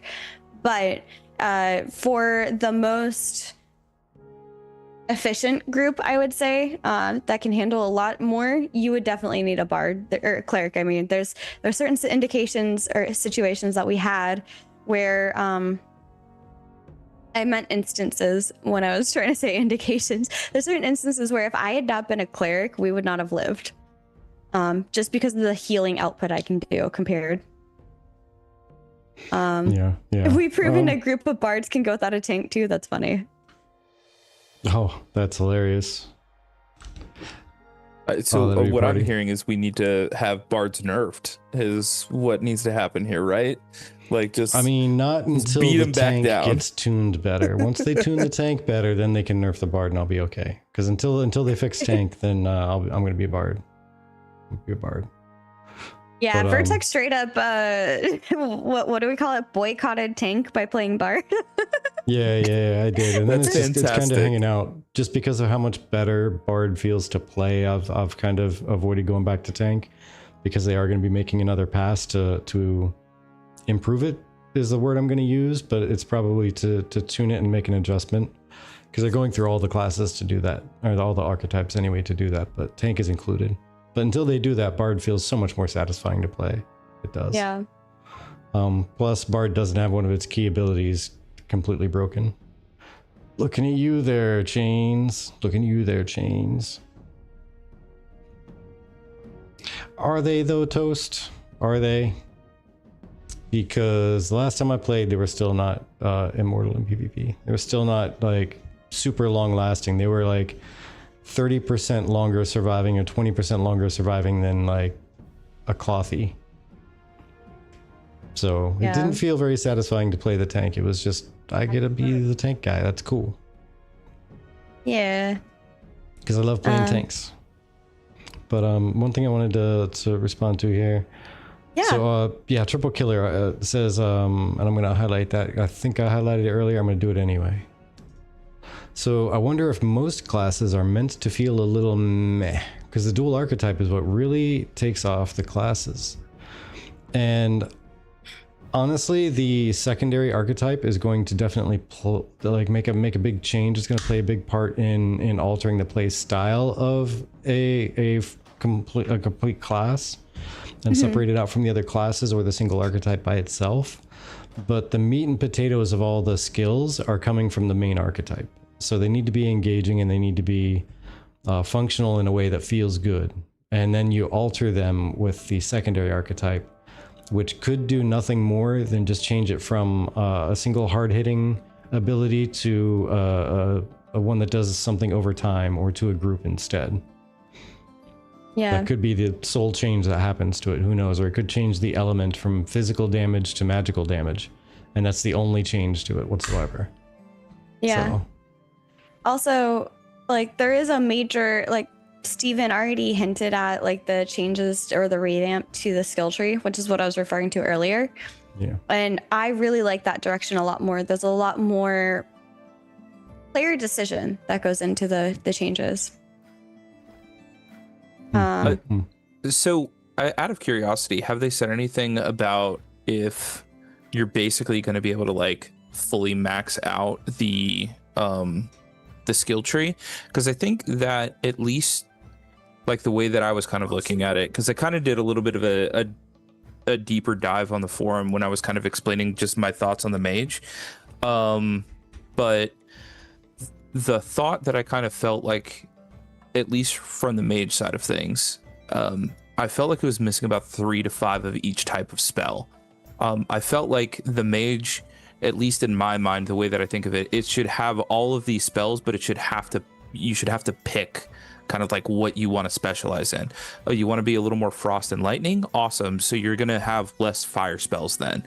You want to just go like full deep into frost? You're not going to have any fire or lightning spells kind of thing. And Yeah. I hope like with the revamp, they kind of keep that in mind and kind of think about how they can kind of do that, because I think with some of them, it kind of almost hits the mark. And that was the one for me, is like, as I was playing mage and like testing things out, it just kind of felt like there's a very standard process of 1 to 2 to 3 to 4 to 5. And they're flexible, but not really at the same time, which was kind of like this really weird feeling. Cause like, to me, the mages felt like they were supposed to be this like this master arcanist, where you're out there, you have the capacity to use like, you know, these types of spells and those types of spells, and you're like bending reality around kind of like what you're doing. And it just kind of, it almost hit the mark, but it kind of felt like it was a few steps short. And that was just kind of the one thing for me, where it's like the feel of the spells were visceral and good, and I loved it. But it felt like it was like missing somewhere, and it felt like it just didn't have enough. Like, I felt like I didn't have enough spells in my spell book. It's weird to say that, but I understand what you're getting at. To answer your question, Sorry. it's okay. Yes, that's something that they're intending on having. Is actually, Vertec, if you can pop this up on the thing. Noob says you will not be able to max out. Because you won't have enough points to get all of the rank ups. And then I think, I forgot who said it was, Aofrey maybe? After the talent rework, there's essentially going to be a lot more passives and slots for each talent. So it's going to be more of a specified thing, kind of like what you're asking for. And it's going to be one of those things where you're able to kind of more specialize into what you're looking for exactly and how you want it to work. Steven gave a couple of varieties on what the secondary options could be for each spell, but you have to also remember what you're seeing right now is the limited one archetype, I should say. So a class is comprised of 2 archetypes, your primary archetype and your secondary archetype. But right now we only have access to the first primary archetype, especially considering we don't even have a summoner yet. But we'll eventually have access to testing cleric and tank as archetypes, as well as other secondary archetypes down the road, where that will kind of not only enhance your direction, and this is also for low cutic as well. Right now, it is not intended that a base mage is able to be like this tanky mage person. The way that you would do that is do mage X tank or tank X mage, depending on what you're trying to go for. If you're going for more mage with some tanky abilities, mage X tank. If you're going for tank with more magey capabilities to it, tank X mage. And so that's where this 64 class dynamic comes into play, and all of the different choices that you'll be able to make going into that. What? Wait, pause. Okay. Okay. No. Sorry, I hit a button and did a thing, and the sound that came over sounded like it was going back to the intro screen.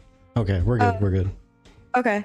But basically, long and short of it is that you're supposed to be able to, with this new change to the skills, go into a deeper amount of customizing your skill tree to how you want to play. And that's the intended workflow, right? You're supposed to be able to have maybe, sure, there's bound to be metas somewhere, but the meta is whatever works for you, is kind of something that we've said many years ago. And you might get close to maxing out, which, I mean, at level 25, I'm not able to take every single thing anyway.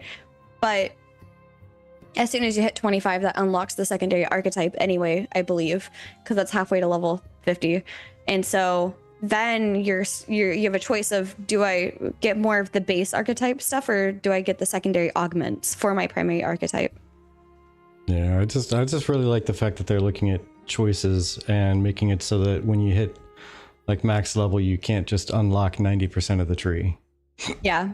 Excuse me. I want there to be like meaningful builds. Like, I'm intending to build this towards, I'm going to be the single target mage, and someone else is going to have to cover the AoE, because I ain't got it. Sorry.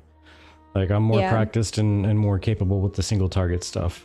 And I'm going to be the interrupting rogue instead of the, backstabby, high damage, poisoning person. I want to be the one that's kitted out for doing all the interrupts and things like that. It's going to be much more nifty and provide people more purpose in a battle. Yeah. I think one of the things that terrifies me the most about it is the idea that a rogue or a fighter may have access to a blink ability from like the mage side of things, if that works like that, where it's like fighter mage, rogue fighter, or rogue mage, and it's like, not only do they have like that charge ability and gap closers and everything, I'm curious if they're also going to get the blink ability as well too, which to me would be wild. The way it was described before, I think this is kind of where you're going as well, Chibi, is that the blink is actually going to replace a component of a skill rather than be a whole skill in itself. Like the charge for tank, or the equatable ability, I forget what they called it for the fighter, where they like dashed and jumped and smacked somebody with the sword, that would become a blink instead of a run or a jump. Yeah. So, okay, that's cool. So it augments your skill. It doesn't give you a terrifying, new one. Yes, indeed. Yeah. Just absolutely terrifying. Fighter just blinks right to your face and smacks you. Exactly. Yeah, absolutely. I love that kind of thing, right? So like, instead of I mean, I don't know exactly, because like the one thing I'm thinking of with rogue is like the ability to shadow step behind somebody, but that's kind of like blinking. So I'm really curious to see what else there is. But like, one thing that we had theory crafted on, or like daydreamed about, was as a rogue going rogue mage, my daggers can become spell daggers instead. Not like the type of dagger is a spell dagger, but like a physical spell version of my daggers that I can throw at somebody instead would be kind of cool. Where it could be like encompassed in lightning or fire ice. And when I throw the dagger at somebody, it does lightning damage or fire damage, for example. Oh, like maybe like the poisons get replaced with like the lightning, fire, or ice kind of thing. Yeah. Oh, that would be cool. Cryptea says, if you choose the same class for both, example, like a rogue, do you gain anything that compares to the rogue whatever? So the quick answer to that is, you, by going with the same secondary as your primary, you have the most pure version of that class. So the healer, the cleric will be the most pure form of cleric that you can get, and the tank will be the most pure form of tank that you can get, meaning that you are sacrificing some benefits with cleric by choosing a secondary class. So if I go cleric, I might be able to heal a lot more, for example, versus if I go cleric summoner, I might sacrifice some of my healing to be able to summon creatures to do healing. Just a random suggestion or idea of how cleric summoner could work. I don't know. We don't know how any of these secondaries actually work in terms of legit. This is actually how doing this primary and the secondary combo works outside of what Vertec mentioned. And then the other suggestion to go beyond just the player, but out of player, is if you get a long time ago, we haven't heard anything recently, so feel free to go poke and track bit about this. If you get a party of 8 summoners, you can do a larger summon together. So like that was like said a long time ago. summon? Yes. Yeah, super summon. Like they're going super summon. But yeah, so like if you're in a siege, you could summon like a siege beast. Thank you. So Fupo, real quick side tangent, because I've been battling people in comments and things about Steven talking about removing the CCing, and I've told people it's been the intention from the beginning, but it was just not built in correctly for whatever reason up until this point. So Fupo said Steven clarified in Discord a bit ago for those that had not been happy with the change, with the CC change, to not be able to stun a non-combatant. That has been the intended mechanic since the first Harbingers fell to the ground, and that's one of those things that, like, it's fine and dandy if you like CCing a non-combatant because that's your playstyle or whatever, but if that's the only way that you feel, in my opinion, I'm not trying to do shots fired, but it's kind of shots fired. If that's the only viable way for you to PvP somebody, you can do better, in my opinion. Yeah, you can do much better. So just circle back on a few things real quick here. Yeah. Locutic was saying, why they make daggers two-handed? They need to be single-handed. I was actually going to go there. Perfect. Yeah, they're still single-handed, but there's one in each hand now. So it's a dual-wield dagger pair instead of just a single dagger. And the reason why, do you know why? Go. Okay. Is it just a placeholder? No. What? The two-handed daggers? Yeah, the two-handed dagger thing, because it feels weird. No, it's intentional. Like you should have sword dagger, axe dagger, or whatever, and stuff like that. Or am I just crazy? Protect. No, I just said I don't know. Oh, I didn't hear. Yeah, I don't know. I just heard noises. Okay. I'm sorry. It's okay. So the reason why is because, yes, Erwin, the balancing around that was incredibly crazy. Erwin ended up with like 2 single-handed dagger or swords as like a dagger, but like people were able to do like crazy builds that were way overpowered. And it's one of those things. Maybe it's placeholder for now, but to make sure that everything felt equal and balanced, they changed it from 1 dagger to 1 dagger to it auto equips to 2. Like, it was bananas. Like, Erwin and I think Lloyd were just murking people with the most ridiculous things, because like, if you think about it, it's not, if you have a bleed here and you have a bleed here, bleed is currently planned or maintained as a 2-handed thing, unless you have like a 1-handed sword, but I don't think you can dual 1-handed swords. But you're stacking the bleeds, like the bleed right now is crazy. So like, yeah. And I do hear you, Mr. Noobtastic. I do hear you, but that being said, that's not always obvious to a person who does not know what to expect out of an alpha, right? For a lot of people, this is a lot of people's first experience in an actual alpha, and not just some port that came over that slapped alpha on the title and then called it a day. Like, so it's hard to know what is indeed placeholder and is what is indeed like planned or intended. For example, mining underwater, is that placeholder? Is that intended? When I try to mine under the water, the current keeps taking me away from the rock that I'm trying to mine. So should I be bug reporting that, or is that an intended function? Right? So there's semantics to everything. Yeah, and to also circle back a little bit on the doubling up of the same archetype. Yes. Is my personal view on that is I really, really, really hope that it's not to an extreme true when Steven says that you're going to be the most effective if you double up with the same archetype twice. So the prime tanks are going to be tank, and the prime healers are going to be cleric, and prime damage dealers are you kind of get the idea that you're going to fit your role best by doubling up. And to make it easy as far as a power comparison goes, the statement was made that tanks are going to be your main raid tanks.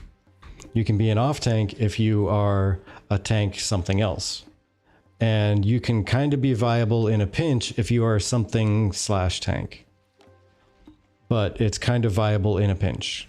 So the way it's sounding is that there's going to be probably a 10 to 15% power disparity almost if you go with mixing up your primary and secondary with something different. And I'm hoping it's not that bad. I'm hoping they dial it in to be more of like a 5 to maybe 10% disparity, because I'll be honest, I want to vary my tanking style. I want to fit a style to a situation or a group or whatever, and have it still be just as effective. I don't want to be limited to, okay, we actually only have 8 classes because nobody plays the mixed archetypes unless they're just out for crits and giggles, having a good time and just running around randomly in a party. Like, if you're raiding, there are only 8 classes. That's it. There are only 8 classes to raid with. But like, what if it's a magical dungeon or an undead dungeon? That's what you get different armors for. Yeah, exactly. But I was also thinking, like, if it's an undead dungeon, going by D&D and Pathfinder rules, TTRPG, since that's what Ashes came from, you would probably want a cleric secondary to do some like deity type of attacks, have some of that blessing in your attacks. What you said gave me a whole other thought process that I need to share with people that also Strudels might not know. Currently in Alpha 2, as a placeholder, you can indeed change your skill sets around. Anywhere in the world, you can change your skills. However, that is not the intention. It will be intended that you go to a major city or a city in general, a safe zone, if you will, to be able to adjust your skills. And that's something that the community has kind of been a little bit unsure of on how we feel. On the one hand, it makes sense. It makes it where you have actual thought and things that you have to put into your skill tree, and to be able to adjust your skill tree, and you have like this risk versus reward. You can't just quickly change up your skill tree right before fighting in PvP to be able to offset the other person, for example. So and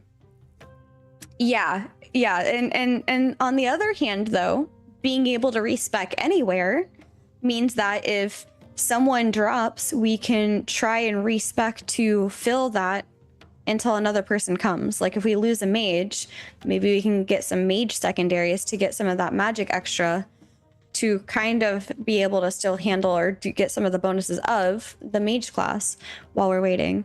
So there's a lot of things that are still to come yet. So to ask on that really quick, basically what you're saying is the fact that in combat, when I've been swapping my spells as need be, that's not a thing. Correct. Or potentially may not be a thing. No, it's absolutely not going to be a thing. Unless the community ends up giving enough feedback and Intrepid and devs decide that makes sense for them. Because testing may change it, but the intended design is going to be you'll have to go back to a node. Yeah. Okay, because that was one of the things where, like, as a mage with a wand, I've had to do that sometimes where, like, in the middle of something, we had an instance where, like, our tank went down Mhm. and I swapped from fire for DPS to chill, frost, for the Mhm. chill effect, so it slows. And I Yeah. was just like, cool, all right, this guy went down, I need to swap over. And since the wand has such a quick turnaround time in terms of, like, casting or doing the auto attacks, it allows you to kind of get through it a lot more quickly. So, like, that function is not intended. It's just a For placeholder kind now. of thing. Yeah. Okay. Yeah. Well, that's disappointing. I know. That's what I was saying. Like the I thought that issue was part of the is skill. right, and that's kind of why I was bringing up, like, it's not always clear to the user, the player that decides to jump into Alpha 2 what in this current moment is a placeholder and is intended. Until you maybe give some feedback on something and somebody else goes, oh, that's intended, or oh, that's just placeholder. Like, don't worry about that, Like So my go ahead. oh no, you go ahead. I thought you were My done for a moment. recommendation for Intrepid going into phase 3, it would be really, really nice if you can list out these generally are placeholders and these generally are more in line with what our expectation is, but are subject to testing. Yeah. And my thing is, I've always thought it would be much more conducive to group play and finding random people around to group with them if you could change your skill tree as long as you are not in combat. Your secondary archetype could be changed if you go back to a node and do something to unlock being able to change. Like my main idea was that there should be an unlocking quest line for every single secondary archetype. And you can't change to that archetype as a secondary until you finish that quest line. So there's going to be an investment in each and every one you want to change to, but then you just have to go back to town to make the change. Maybe with a cost, who knows? We'll see. But be able to go back to the node to make a change to your secondary archetype. And primary archetype, you just can't change. And name you just can't change. Like, your reputation is your reputation. Sorry about your luck. Don't be a dick. But being able to change your skills in the field is almost essential if you're going to be trying to raid and bring in, like, somebody new, or like, we need to pick up somebody. Let's call it, like, our healer has to leave. Anybody looking to join? Cool, yay, we got another cleric joining. Oh wait, this cleric spec the exact same way as our other cleric. We need somebody spec a little bit differently. Yeah, and that's just gonna take a lot more time just to be able to do that, Yeah. Like, you end up wasting like 30 minutes just going through the things or looking for another person who's not exactly spec the same. There doing nothing, and another group's like, well, if you're not going to kill the stuff, we're going to kill the stuff. And then you lose the spot completely because now they're in a big loop. And they're timing it out so that they get directly back to the first pack when the last one dies, and it's going to be you just lost out your whole thing because you had to swap out one person that made you stop and run back to town to change up 3 people's skills to make up for the one person you lost because they had to log because their cat's on fire or whatever the reason. So what if, and this is just me spitballing and like a concept here, like, what if there was some kind of like within like the cooking tree or like the hunting tree where they could put down like a campfire, and that kind of works, coming from like the TTRPG, we've got the like short rest, long rest kind of situation. They can put down like a little campfire or something like that, and for like, I don't know, 5 minutes, it allows you to swap in and out of stuff or whatever it is. Maybe something like that could be brought in to allow for a little more flexibility, because I think you're spot on. The idea of having to try and find somebody that's like spec'd slightly different, or do they have to run all the way, back to town and then come back? I mean, especially considering the fact that there's no like teleporting or like portaling about. Like, if you're in a dungeon that's fairly far away from any given specific town where you could like reset your stuff, it could be like a 30-minute run. And I don't know about anybody else. I got a wife and 3 kids. I Like, if we lose 2 people in one raid, I might as well just not show up for a raid at that point in time. Exactly. You know? So I feel like that would just make the experience a lot worse. Well, real quick, AO Free asked, what do you guys think for quests to change secondary class or delete the whole progress of the secondary class? I think that's fine. I think that's something that you and I talked about previously, Vertek. Not to respec, but to change what your secondary class is. Like when I'm saying respec, I'm thinking instead of taking mend, I want to take another charge of this other thing instead. But by changing your entire secondary archetype, therefore changing your entire class, I think that it is important to be able to have either a time sink or an item sink for something that is that important to your archetype, your class in general. And I think that that's not to negate people from doing it, but to, again, reinforce that your player decisions are actually impacting your gameplay and the way that you do things. Because I, for one, I'm going to probably find a build that I like, and I'm not going to want to change my build too much. I'm going to probably say, this is my class. And if you're looking for this class, this is what I'm bringing to the table. Like, I'm an oracle, so if you're looking for an oracle, I got you. You know, things like that. Or if I'm a high priest, because I'm probably building my gear around being an oracle or a high priest. So I think Arcage actually handles that really, really well. Just as like kind of a sorry for a text response in the chat. I just saw it as well. Yeah, I legitimately heard that from somebody that they said they were in a raid and someone was just like, "Hey guys, I gotta go. My cat's on fire," and they just disconnected from the voice call. Oh my god. Did we ever find out if the cat's okay? I didn't hear anything about that. Apparently it was a person that they didn't know. They were like a pug picked up for the raid. It could very well be that they were just tired of running and they just wanted an excuse to get away. They just dropped a random reason. Oh my god. That is a crazy. wild reason if it's not legit. But at the same token, knowing cats, it's very well possible that a cat could have just absolutely been literally playing with something that was on fire and caught Could have like jumped the on tail the on stove fire. or something. Mr. Niptastic says, having owned cats, I totally believe the cat was on fire. Yeah, exactly. Knowing cats, it's always a possibility. It probably thought that candle was very warm and went to lay down on it or something like that. I can imagine that being something that a cat would do. Just oh, the poor cat. So yeah, I think Arcage actually did a really good job of kind of handling that. So the way that it works is effectively you get 3 different classes, right? But each of those classes levels up. So I think, you know, having a concept similar to that, where like, oh, let's say you go mage, right?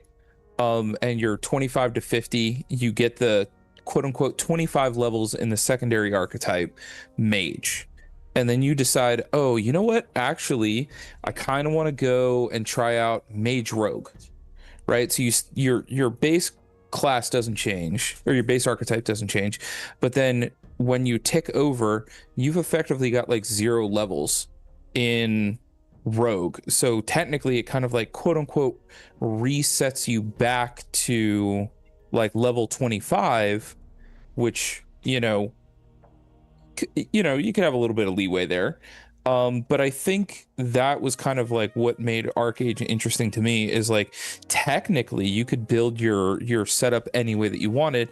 You just had to invest the time in to not only get it leveled up, but geared up and everything like that as well too. So I think doing something similar to that could be, you know, very positive, where it's like, okay, I leveled up mage, now I want to level up mage fighter and kind of go that route with it. And having a back-end leveling system associated to that as well could, you know, have that kind of time sink that you were talking about and that flexibility at the same time. Yeah. And see, that all kind of feeds into also like my view on a lot of stuff is, you know, there shouldn't be things necessarily given out for free and everything shouldn't be easy mode, but at the same time you got to remember an MMORPG, the G at the end means game. It is a game and it's supposed to be fun. It's supposed to be engaging and interesting. And if you just make everything difficult just because you don't want anybody else to do something easily, is kind of a jerk move, really, in my mind. Yeah. Because it's like, there should still be fun. There's some things you should absolutely say, yeah, you can't just change your name at 3 times a day and just go cause havoc and be a jerk and not ever be tied to that. You shouldn't like start the game saying, I want to play a fighter. That's what I want to do, is be a physical, upfront, frontline, melee DPS. And then out of nowhere, you're like, actually, now that I've slayed everything all the way up, I actually want to be a tank now. Because it's a totally different leveling experience. It's a totally different play experience. And just, that would be a cheat code worth of everybody playing the easiest class to level and then changing over. And either way, it gets kind of messy. But I was going to say, it's also along the lines of don't optimize out my fun. Yeah. Because, I mean, if you give everybody a time sink and a requirement to, yeah, sure, you can change your secondaries, but you're going to have to spend time on each and every single one you do. But once you spend that time, now you can do it if you go back to a node, but maybe you'll have to spend money every time. Who knows? Maybe that's the requirement. I don't know. I still don't kind of like that, but I could totally be on board with it. As long as it's not just major cities, because that would be a headache. yeah. Just going back to the metropolis. Oh, great. It's a good thing I didn't run an hour away from the nearest metropolis to do this raid. But yeah, just being able to at least go back and make a change. And while you're out in the field, why can't you change like a couple skills? Like you're still bound within that same archetype. You didn't have to go back to a trainer and have them help you change up your skill set for the day or whatever. But I mean, everyone's got their separate opinions, and there's so many that are valid. So that's just mine. Yeah. There's a whole other conversation going on in chat about essentially if everybody should be able to actually do everything, or if your background should limit you on what you're able to do. In my opinion, I think it's just fine that everybody's able to do everything. You'll see a lot more of the strict responses as you go up the levels. So yes, you might see a bunch of flowers and rocks everywhere right now. But as somebody who does alchemy and tailoring at the moment, I do see a lot of reason for me to go out and do gathering for herbalism, for example. But I don't think I would like it to be limited by your background, where I have to choose, because then, like, am I allowed to do other things if I just choose like the herbalism background, for example, or the alchemy background, for example? Like, I would like to be able to have more options available to me. And as you gain like apprentice, because you have novice and everything, and of that you can only choose 5 of those things to be apprentice, and of those only 4 of those can graduate up to journeyman, and of those 3 of those to master, and 2 of those to master. So the further the higher up you get, the more specialized you get into your thing. So I don't think that there's a problem at all with everyone being able to gather everything at novice, because it increases, because thinking of, a solo player's experience, which I know Ashes of Creation is not intended for the solo player. Yes, it is viable. You can absolutely solo play. But thinking of, again, a new person coming into an MMO for the first time, doesn't already have a guild, doesn't already have people to play with, making sure that that person is also able to easily be able to make their own gear if they put in the time and effort into that is important, because they are still learning the game. And I don't want to include or provide a strictness that's almost unnecessary just for the sake of doing it, I guess. Yeah. So so I'll say, as that new person who's experienced in MMOs but was brand new to Ashes of Creation, that was a massive pain point for me. And I have said it time and time again, without you coming in and finding my stream and walking me step by step through it, I never would have figured it out. And again, that's just partially because the new player onboarding experience isn't in the system yet. So but I didn't know that. Going into it, I didn't I thought this was like a Mortal Online situation where it's like learn by doing. It's brutal. And I had no idea. And so first time experiencing that, and going through doing a little bit of leveling, trying to figure out like, okay, how do I do this stuff? Where do I go? Do I have to do I have to walk to these big cities because there's no crafting stations in Lionhold? What do I do? Where do I find it? And that was for lack of better terms, a daunting task as someone who's played MMOs for 25 years. You can figure out my age from there.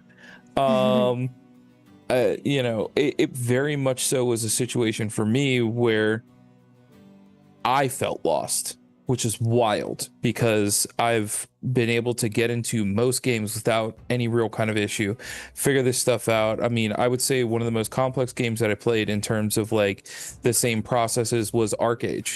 But that was one of those things where it's like it felt very easy getting into that one, whereas like Ashes of Creation doesn't have it built in there yet, but a lot of it is like if you don't have a party, it's a little tough. You have to be able to communicate with the community, and I will say that is one of the largest differences that I've experienced between Ashes and other games. The community is instantly willing to help. Immediately willing to jump in and do stuff with you. Yeah. If you're brave enough to ask. Well, you don't even have to be brave enough to ask sometimes. Like, prior to you hopping in the stream, I've done some grinding, stuff like that. I played a little bit off stream as well, too. And it was a situation where, like, I just wanted to group up and go kill some stuff in this area to help me complete a quest. And I literally just was like, hey, there's another dude over here that's trying to do the same thing. Both of us are having a hard time soloing this. I invited him into a group and they were just like, absolutely, sure, let's do it. And then both of us, no communication at all, like zero in-game communication. Both of us just knew, hey, you're trying to do this, I'm trying to do this, let's group up. He's like, yeah, sure, absolutely. Spent like an hour with a person, didn't say a word. Yeah. And it just was like, it was this cathartic moment where it just felt really, really, really good. Where it's like, the only other time I'd ever experienced that was like WoW Classic, like coming back to WoW Classic after, years upon years upon years, and the hardcore side of it as well too. And it just, it felt so good to have that kind of experience with a community as large as it is, and just have no idea what I'm doing going into it, and they're just kind of like, yeah, we can help you out with this. And so it felt great. So thanks, everybody. Of course. And I mean, that's why I think that's why, like, I think the community as a whole is nice. Like being able to come together and support each other. That's why Vertec and I love to raid out to people that have smaller views than us, whether you're a bigger streamer or not. Like, we want to share the love. We want to share our community with other people, and you never know who you're gonna meet, like a Strudels. But also, Triple, I get where you're coming from, but you also have to suspend disbelief for at least a moment and remember that this is supposed to be fun. And in my opinion, making it where right off the bat you have to master things in order to even get anything done. I mean, sure, that's a choice that you can make, but I think that the way that Intrepid is intending to do it is perfect. I think that you have access to everything.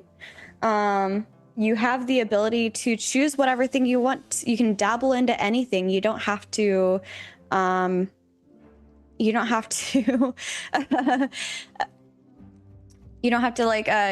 commit to any one thing, right? So if I'm not sure if I want to do alchemy or not, I have 10 levels of alchemy to play with to decide, is this really the route that I want to go, or is doing lumber milling more fun for me? And I think that that's important, because anybody can look up a book or go and apprentice or shadow somebody who works in these industries, especially if you think of like the way that it actually worked in the old days. You could always just go up to the blacksmith and be like, yo, I want to learn how to be a blacksmith. Can you teach me? But these days, like, I feel like you have to get a specialized thing in the real world to be able to go out and get stuff done. But I like the player choices involved with being able to choose and test out all the different things. And I think it's a better player experience to have access to all of them instead of like being able to do things. And I know you said you never said master. You said people would have to learn like within level 2 if people can't commit to a profession. But the thing is, the profession system is built differently, where novice, everybody's a novice, and that's a core pillar for Steven. And I understand if it was like World of Warcraft, absolutely, or a single player RPG, absolutely. But in the case of this MMO, I think it fits. I really like the way that it is.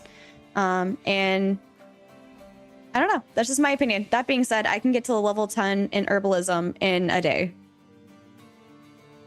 So. Yeah. I think honestly, like, absolutely see where you're coming from on that, Triple, as well. Like, you should be able to commit to a profession, but I think that's going to be handled in the separate tiers, like going up to, the journeyman, apprentice, etc. Master. Yeah. Going really up the tiers, because I figure you can look at somebody who does any of the other crafts and you can do something semi-passively at a low level, a low quality level, right? Like, I can totally do that. What are you doing, swinging a hammer? Sure, I'm a carpenter now. But you're only going to be making the most basic of basic carpentry. Like, I'm sorry. I just imagine you actually telling that to a carpenter who's not a novice carpenter. Like, oh, you just swing a hammer, easy. Yeah, exactly. They're going to look at you cross-eyed. Like, the Grandmaster's going to look at you cross-eyed and be like, yeah, sure you are. Okay. Go ahead and just put together that shelf. No, I'm not on shelves yet. I'm hammering 2 pieces of wood together to make I don't even know what this is. They connect like that. A signboard. Woo. Yeah, you can use it for whatever you want, but that's what I can do. I'm a carpenter, dang it. And I kind of see that as being like the kind of entry level. If you're going to, here, look at it this way. If you're going to join the Survivor TV show, and you're going to have to be on an island and survive on your own, you're not like an expert cook. You're like a master chef. You're not a master fisherman. You're not a master carpentry. But you need to know at least the basics. You're not a master like any of that stuff. You're not a master huntsman, but you need to know at least the basics of everything. And these are people going into a new world as an adventurer, trying to tackle dungeons and raids and a whole world that they're not familiar with anymore. And who knows what's on the other side of that portal. Like, they'd have to have at least basic skills in everything across the board so that they can kind of take care of themselves in a pinch. That's my take on it. Do you think we will get masteries in crafting? Like, when crafting a sword, we can level weapons, smithing, and okay, actually, so yes, you do craft to level. Like, you have to physically I have to make clothes to level my tailor. But if you don't mind, I had a closing thought for crafting that I saw in the forums as a feedback piece. I have to scroll back to it real quick because I saw it and I really liked it. Somebody had mentioned being able to... Oh man, I lost it. Oh no. Oh, I found it. So Keg from whatever guild MWH is, I have streamer mode on, so I can't see full things, says, I wish you could become a better crafter of an item by making more of that item, like using different ingredients, getting slightly different stat combinations, etc. And I've said this before because Genshin and I feel like other games have done this in a way that I really like it. And with Genshin, you have to craft an item 10 times before you can auto craft the item. And you have to reach a certain quality to be able to do that for that 10 times before you can do it.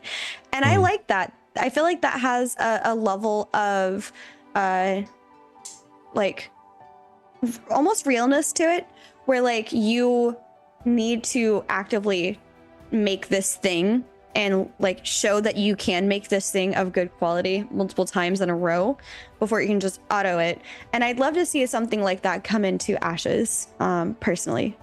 I don't think it's currently in, but if that is something that the team over in the crafting sector for the artisan is considering, I'd love to see that. Same with processing. If I'm making potions or cooking, because those are both processing classes, being able to do more processing with that shows that there's better stats. Obviously, by me distilling 1,000 rubies, I've distilled it better on the 1,000th time than I did on the 1st and 10th time. Yeah, and to go further in your question there, Aelfrey, based on Steven's last statements or Intrepid's last statements as a whole, no, there's not really going to be much specializing when it comes to that stuff. You're supposed to, once you become Grandmaster, you're supposed to be able to have the entire skill tree mastered when it comes to the artisan trees. That's the last info that I have, unless there's something that's changed that I missed. Yeah. I was really sad about that too, Aelfrey. I really wanted there to be specialization so that this person may be a weaponsmith, but are they specialized in swords, or are they specialized in axes, or are they specialized in whatever? But no. Sounds like they're going to be, once you get Grandmaster, you got to go all the way up to Grandmaster, and then you master the entire everything.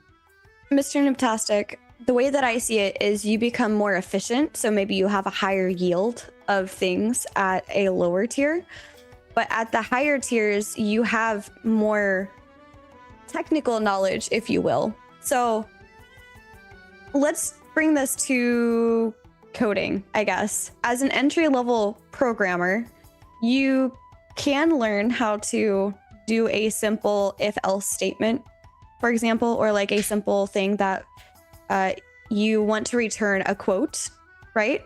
But the longer you code, the more efficient you are at making that code. So it might take me 2 hours for like the first 5 or 10 times that I've done it. But as I've gotten a deeper understanding, I can not only make the code more efficiently, but I can create the code at a faster pace than if I had when I first started. So to me, that's efficiency. A part of that is having a deeper understanding. And that is where the mastering and grandmastering comes into. So if you go into a grandmaster level, I have a deeper understanding of how different coding loops work, and we'll have a deeper understanding of why that is more efficient, for example. So I would be able to choose the most efficient path for the situation, or the best choice for that situation. So applying this to alchemy, if there is a higher level alchemy thing that I must do, there's probably a lot of, again, one big change, just in case anybody hasn't tested alchemy since phase 2 or 2.5, on the PTR versus on Shoal. On Shoal, you get 1 daffodil, you get 1 snowdrop, and you get like an essence shard or something. And that becomes your magic powder. On the PTR, you have to process the the daffodil into powder and the snowdrop into powder. And then you have to combine those 2 powders with an essence shard to then make the magic powder. So one is using the more simple steps to produce the more complex step, in my opinion. Granted, both are novice, so there's not really much difference there. But that's an example that I see that going forward. Your more master, grandmaster level skills, or spell recipes rather, will have more basic components to them, but you'll have higher chances of proccing a rarity up or a quantity up. That's the same thing, quality, rarity. That's where I see that coming into play with grandmaster and masters myself.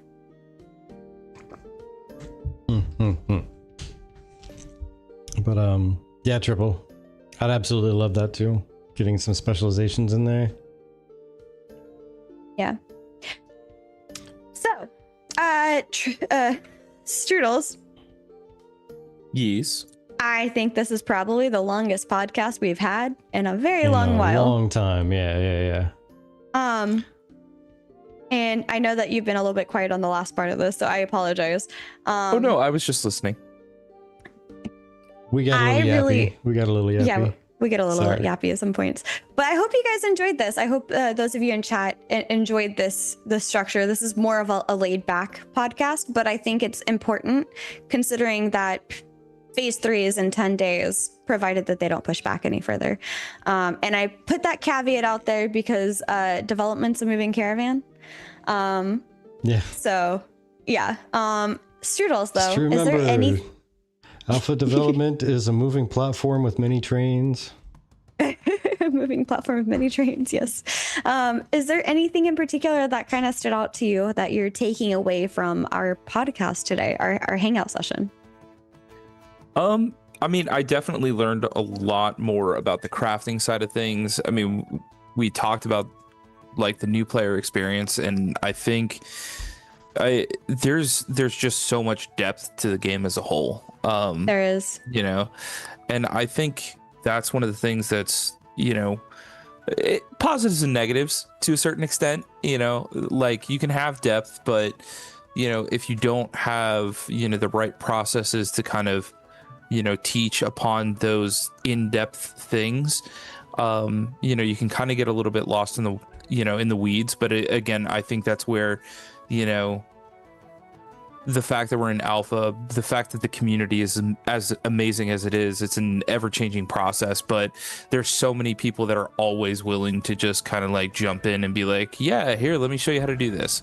I think that's what makes this just a uniquely great experience. And as a new person coming in, only having played, since like May, June, and really not even played that much either. I've, like I said, trying to self-isolate just a little bit to, to keep it new, to keep it fresh, to experience things in a way that's relatively difficult in a time and a day and age where it's like you can learn anything, you can find out anything in like 5 minutes of doing stuff. So I think that's one of the things for me that has been such a great experience. And then having Intrepid be as willing as they are to communicate with people, to ask questions, to get feedback, to implement on that feedback as well. It's just, the experience has been some of the best I've ever had in terms of not only game but community as well. And this is coming from someone who used to play League of Legends and Dota 2, probably two of the most toxic communities in existence. So it is a wonderful flip, is what I'm going to say. Yep. And the experience has been resoundingly amazing. So I appreciate it, guys. Of course. Thank you for being willing to come on and chit chat with us, because I know that like you've recently just started streaming, but even if you didn't stream, you had a viewpoint that I found valuable, and I think would be not just us who have been here since 2017 being like, this is why we like the game, but like literally bringing a newer person in who's willing to chat about your experience and everything. I think that's very valuable. Thank you. I appreciate it. Of course. And I put out all of your socials, so you guys can go and follow Strudels on his platform. For those of you on YouTube, that is in the description as well, watching for the replay crew. Thank you. We appreciate you. Vertec, do you have anything you want to add? Yeah, as always, thank you everybody for stopping in. Thank you for spending your time here, your words, your typings, your energy, and your thoughts. Much appreciated. Love you here at the tavern. And as always, time is your most valuable commodity. You only get it once. You can only spend it once. Once it's spent, it's gone. We wouldn't give you a refund if we could. I wasn't quite ready for the closeout, but yes. I wasn't quite ready for the closeout. I was just asking if you had any like thoughts on like the takeaways, because I also wanted to remind everybody that before we run away, we have our PvP summit next Saturday. Wanted to put a reminder out there for that. Yes, we do. Hop on in, say hi, hear people get angry. Yes. Well, hopefully not too angry. But I think my biggest takeaway from our podcast today is Vertec finished early. Yes. My biggest takeaway from this is that I think that there's a lot of reason to definitely have like that cautious viewpoint of following Ashes or not following Ashes in terms of paying the $100. And yeah, I think that it's important that we show people that there are a lot of different sides to consider, but why we think it's still valuable to do it. So that's what I'm taking away. I thought it was only me for him leaving, or for what? No, you missed a whole conversation there. Oh. Noobtastic goes, oh, Vertec finished early. So it happens more than I'd like to admit. She said go and I went. Yeah, all right, but we'll go ahead and raid over since that's kind of discombobbled at the moment. I have Erwin on deck if you like. Yeah, let's do Erwin. I think that's a great pick. 10 out of 10. Okay. Awesome. Yeah, it looks like Dusty raided over to him a little bit ago because I have 2 tabs of Erwin in my window now. There's also Deathium, who's live too, who's also in our guild, by the way. New person in Nexus Guild. So you know what, he doesn't have nearly as many people as Erwin does. So I just want to throw that out there. Deathium. Let's go ahead. Let's go ahead and do that. Yeah. Spread the love out. Spread the love out. Spread the love out. Deathium is new. Feel free to chat with him about Ashes. I'm sure he'll have lots of questions. And yeah, we're having fun getting to know him as well. All right. All right. Well, now, everybody, everything I said before, imagine I said it this time right now instead. And did you have anything else you wanted to close out with there, Chibi? Nope. All right, then. Well, thank you again, Strudels, for joining us. Thank you, everybody in chat, for joining us and keeping us company. We really appreciate it.